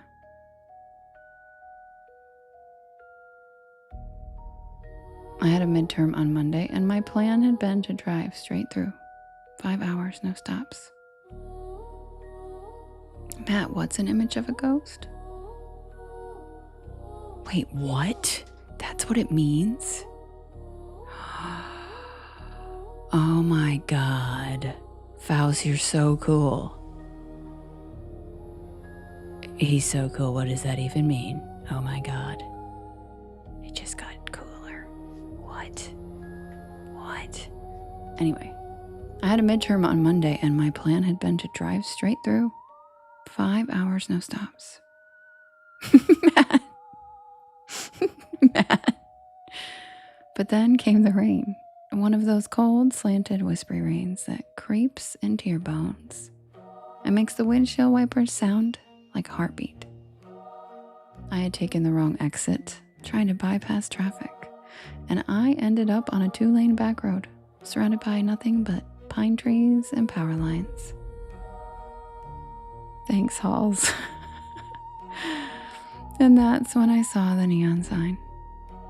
SYCAMRE Diner. The O in Sycamore was flickering like it hadn't worked right in years, but the rest was lit up in a cherry red neon.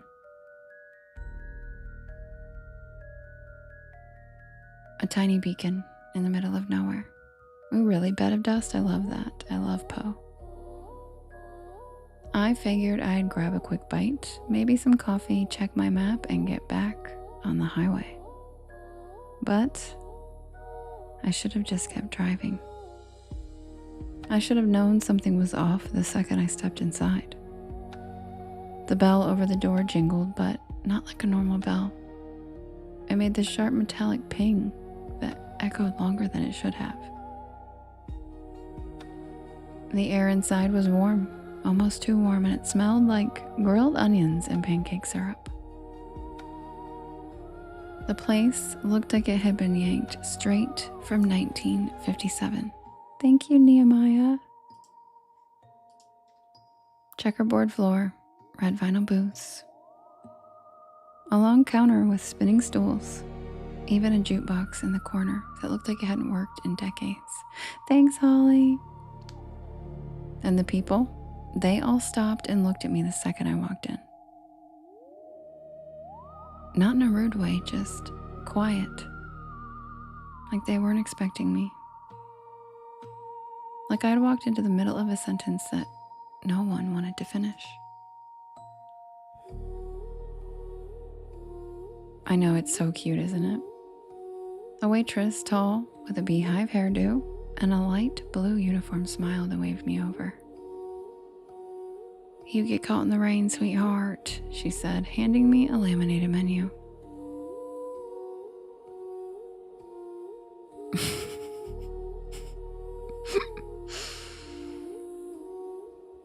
I nodded, still trying to shake off that weird feeling. Yeah, the highway's a mess. She chuckled and patted my shoulder. Well, you're safe here. Sycamore's always open for travelers. I sat down at a corner booth and the vinyl creaked. I remember the jukebox shifted songs by itself and started playing some slow doo-wop ballad that I didn't recognize. I looked around and everyone looked normal. Sort of. There was a trucker with a thick gray beard drinking coffee at the counter. A young couple whispering to each other in a booth by the jukebox. And an older woman stirring tea like she was lost in thought. But they all had the same look in their eyes, like they were there but also somewhere else.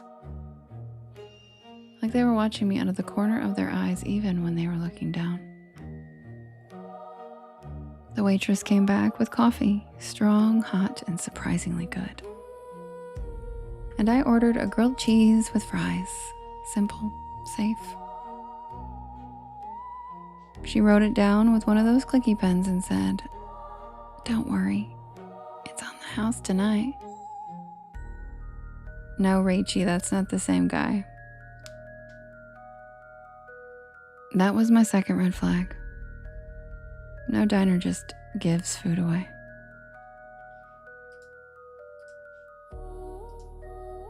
While I waited, I took out my phone to check the map. Yeah, thanks for looking out, Rachie. I appreciate it. Love you.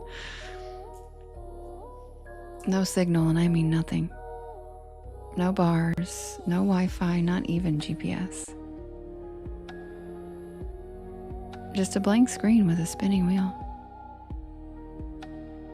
I glanced out the foggy window. Oh, here we go. Oh my god, you have a book? You have a book? Holy shit, you have a book. Oh wait, it's Akuna. Wait, what? Just a blank screen with a spinning wheel. I glanced out the foggy window, and the storm was still going. But now the wind had picked up.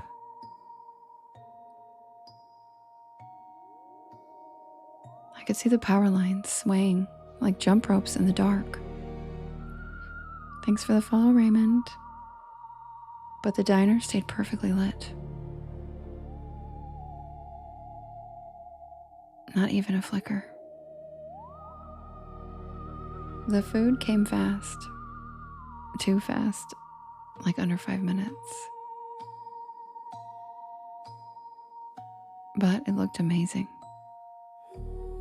Golden bread, gooey cheese, crispy fries with a little metal cup of ketchup on the side. I took a bite. Delicious. I mean, I've eaten at a lot of diners, greasy spoons, college joints, and roadside shacks, but this was hands down the best grilled cheese I've ever had. The fries were perfect, and the coffee never ran out. Every time I took a sip, it was somehow full again. I was halfway through the sandwich when the trucker got up to leave. He walked right past my table, nodded once, and whispered, "Don't stay past midnight." That's all he said. What? But he was already out the door. The waitress gave me a tight smile and walked over, collecting his empty mug. Old Earl, he's always saying weird stuff. Just ignore him. Hi, symbiote. But I couldn't. Something about his voice stuck with me. Something about the way he looked at me. Not like I was in danger, or not like I was a customer, but like I was in danger. I checked the clock over the register. 11:42. I figured I had just enough time to finish my fries, grab the check, and head out. I still had at least 3 hours left on the road. But when I stood up, the lights flickered. Just once, and then again. And then everything in the diner stopped moving. The couple by the jukebox froze mid-sentence. The woman with the tea stopped stirring, her spoon hanging in midair. Thank you, Viola. Thank you, Matt.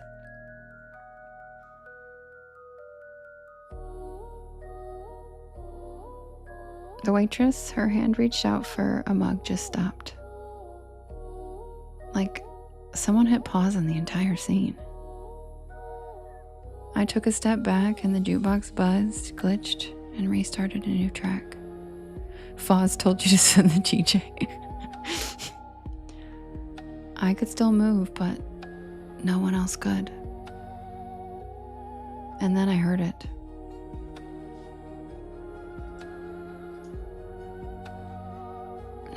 Not music, not a storm.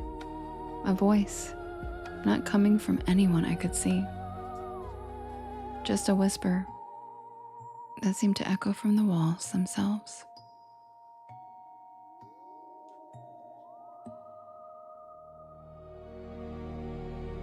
My back toward the door, my heart hammering in my chest, and I turned the knob. Locked. Of course it was locked.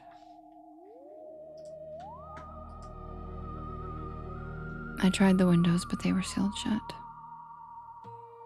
I started banging on the glass and shouting, but no one was outside. Just wind and rain and that flickering red sign. SYCAMRE. I turned toward the dining room and everyone was gone. Not frozen anymore, just gone. The booths were empty. No plates, no crumbs, no mugs. No sign that anyone had ever even been there. Except for my plate. Still warm and still half eaten. And then I saw the waitress. She was standing by the kitchen doors. Her silhouette was backlit by flickering fluorescent light. Her face was wrong. The same smile, but her eyes were empty, black and endless, like someone had painted over them. "You shouldn't be here, honey," she said in that same cheerful voice. "Not yet." I stumbled back, knocking over a chair as she took one slow step toward me. The others, they were waiting, but you just wandered in. She raised a hand and the walls began to shimmer. Literally shimmer. Like heat waves on asphalt. The checkered floor rippled and the red booths started to fade, becoming outlines and then shadows, and then nothing. And then I saw it underneath the illusion. It was charred wood, cracked tile, broken beams, and black soot. Like the diner had burned down long ago. I ran. I don't even remember how I got out. 1 second I was inside and the next I was on the side of the road, soaked to the bone and gasping for air. My car was still there, pulled up with the ceiling missing, parked on gravel that didn't even look like a lot anymore. Just weeds and puddles. No neon sign. No glowing windows, just nothing.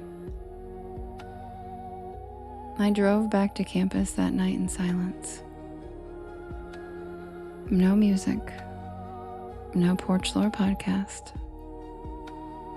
I kept glancing in the rear view mirror, half expecting to see that red neon flicker back to life.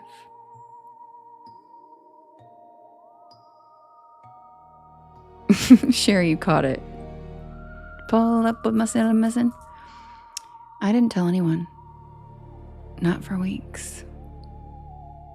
Not until I finally looked up Sycamore Diner on a local history site, and I found it. Burned to the ground in 1972.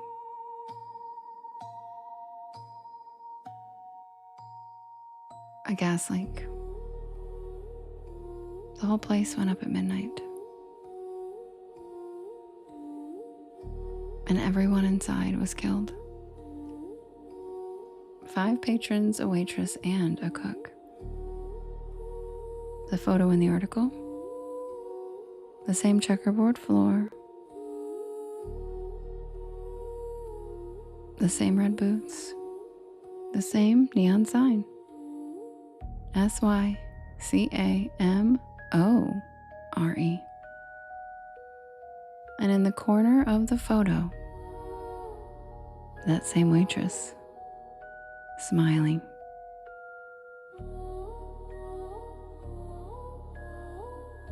I never took that back road again. I don't even drive at night anymore if I can help it. And every time I see a neon diner sign,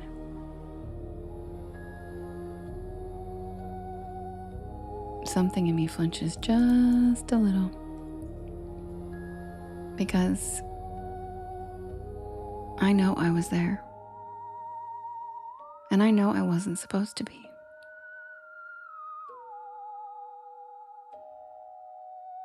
But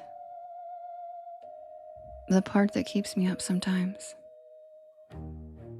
the part that really makes my stomach turn, that was the best damn grilled cheese I've ever had. And I didn't even pay for it.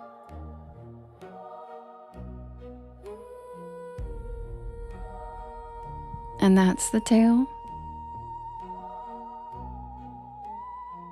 of the night shift at Sycamore Diner.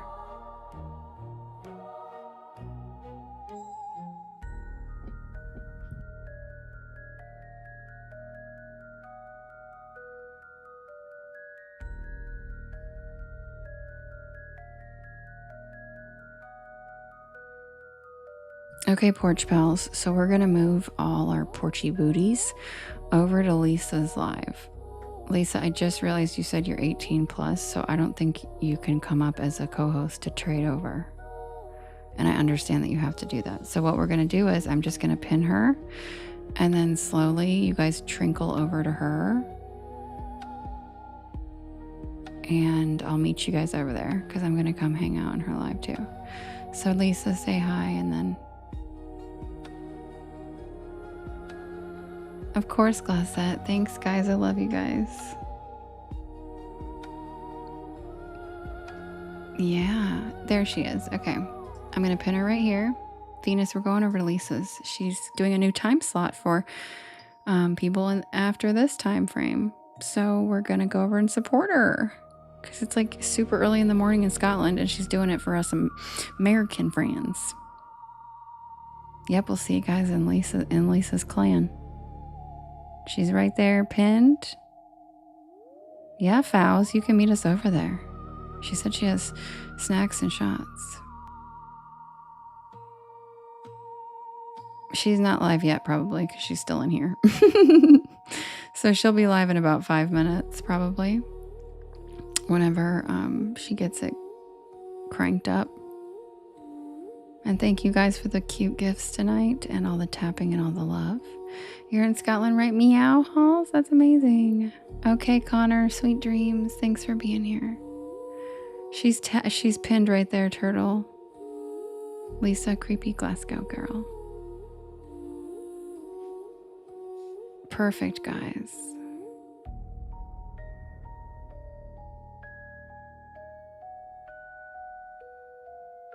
You got a drink, Fowls? Okay, I'll see you later. Thanks for coming in. We'll see you tomorrow.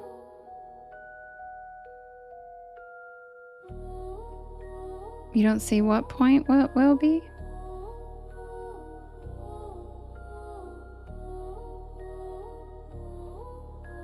Okay, so she left. So she's going to go live right now. So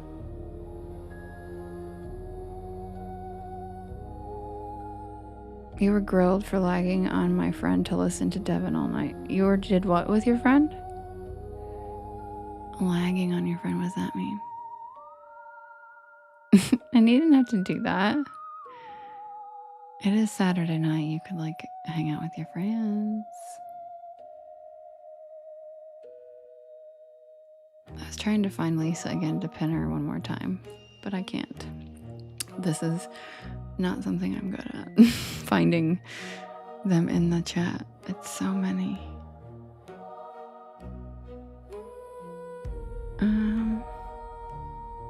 Any of my mods want to find Lisa and pin it for me? I really am just not doing well.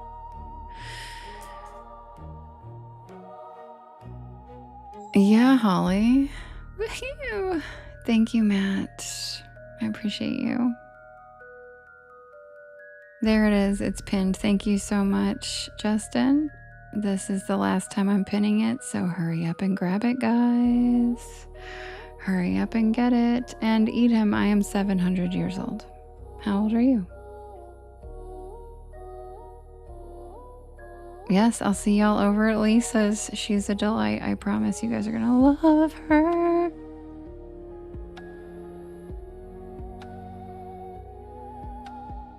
Yeah. Sounds good, Matt. You're 701. Well, you got me beat. Beverly, thank you for the follow. Welcome to the porch. And thank you, Porch Pals, for joining me tonight. I love you guys so much. And hold on, let me check something really quickly. Guys, guess what? I reached 40,000 Porch Pals tonight. We're at 40K. We're at 40K. We made it to 40K. Whoop whoop. Next milestone. Yee. Next milestone's 50K, guys. Yee. I know. 40K. Yee. Jessica said 700. I'd be dead tired if I was that age work. Oh, yeah, dude. I am dead tired. Your girl is tired. I know, right, Matt? What a community. Your girl is tired.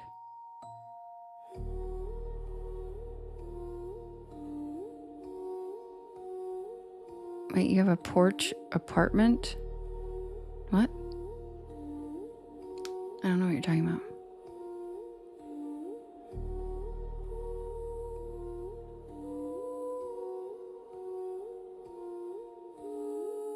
Oh, she's live? Thanks, Solange. She's live. Okay, guys. Lisa's live. Head on over there. Oh, a new porch pal. Solange, thanks for letting us know that she's live. Solange, hi, new porch pal. Yeah, I'm definitely tired, Matt. But with Kim's, that's why I'm not always in the chat with Kim's. I leave it with the tapper and I like do my other things. And like today I was running errands and driving around and stuff. So I just fully support. But those were terrible videos, so I had to get some stuff done. All right, you guys, I'll see you over at Lisa's. I love you guys so much. I hope you guys get some wonderful sleep. And I'll see you guys over at Lisa's. And if not, I will see you guys again tomorrow at 10 p.m. Eastern Standard Time. And don't forget, stay spooky.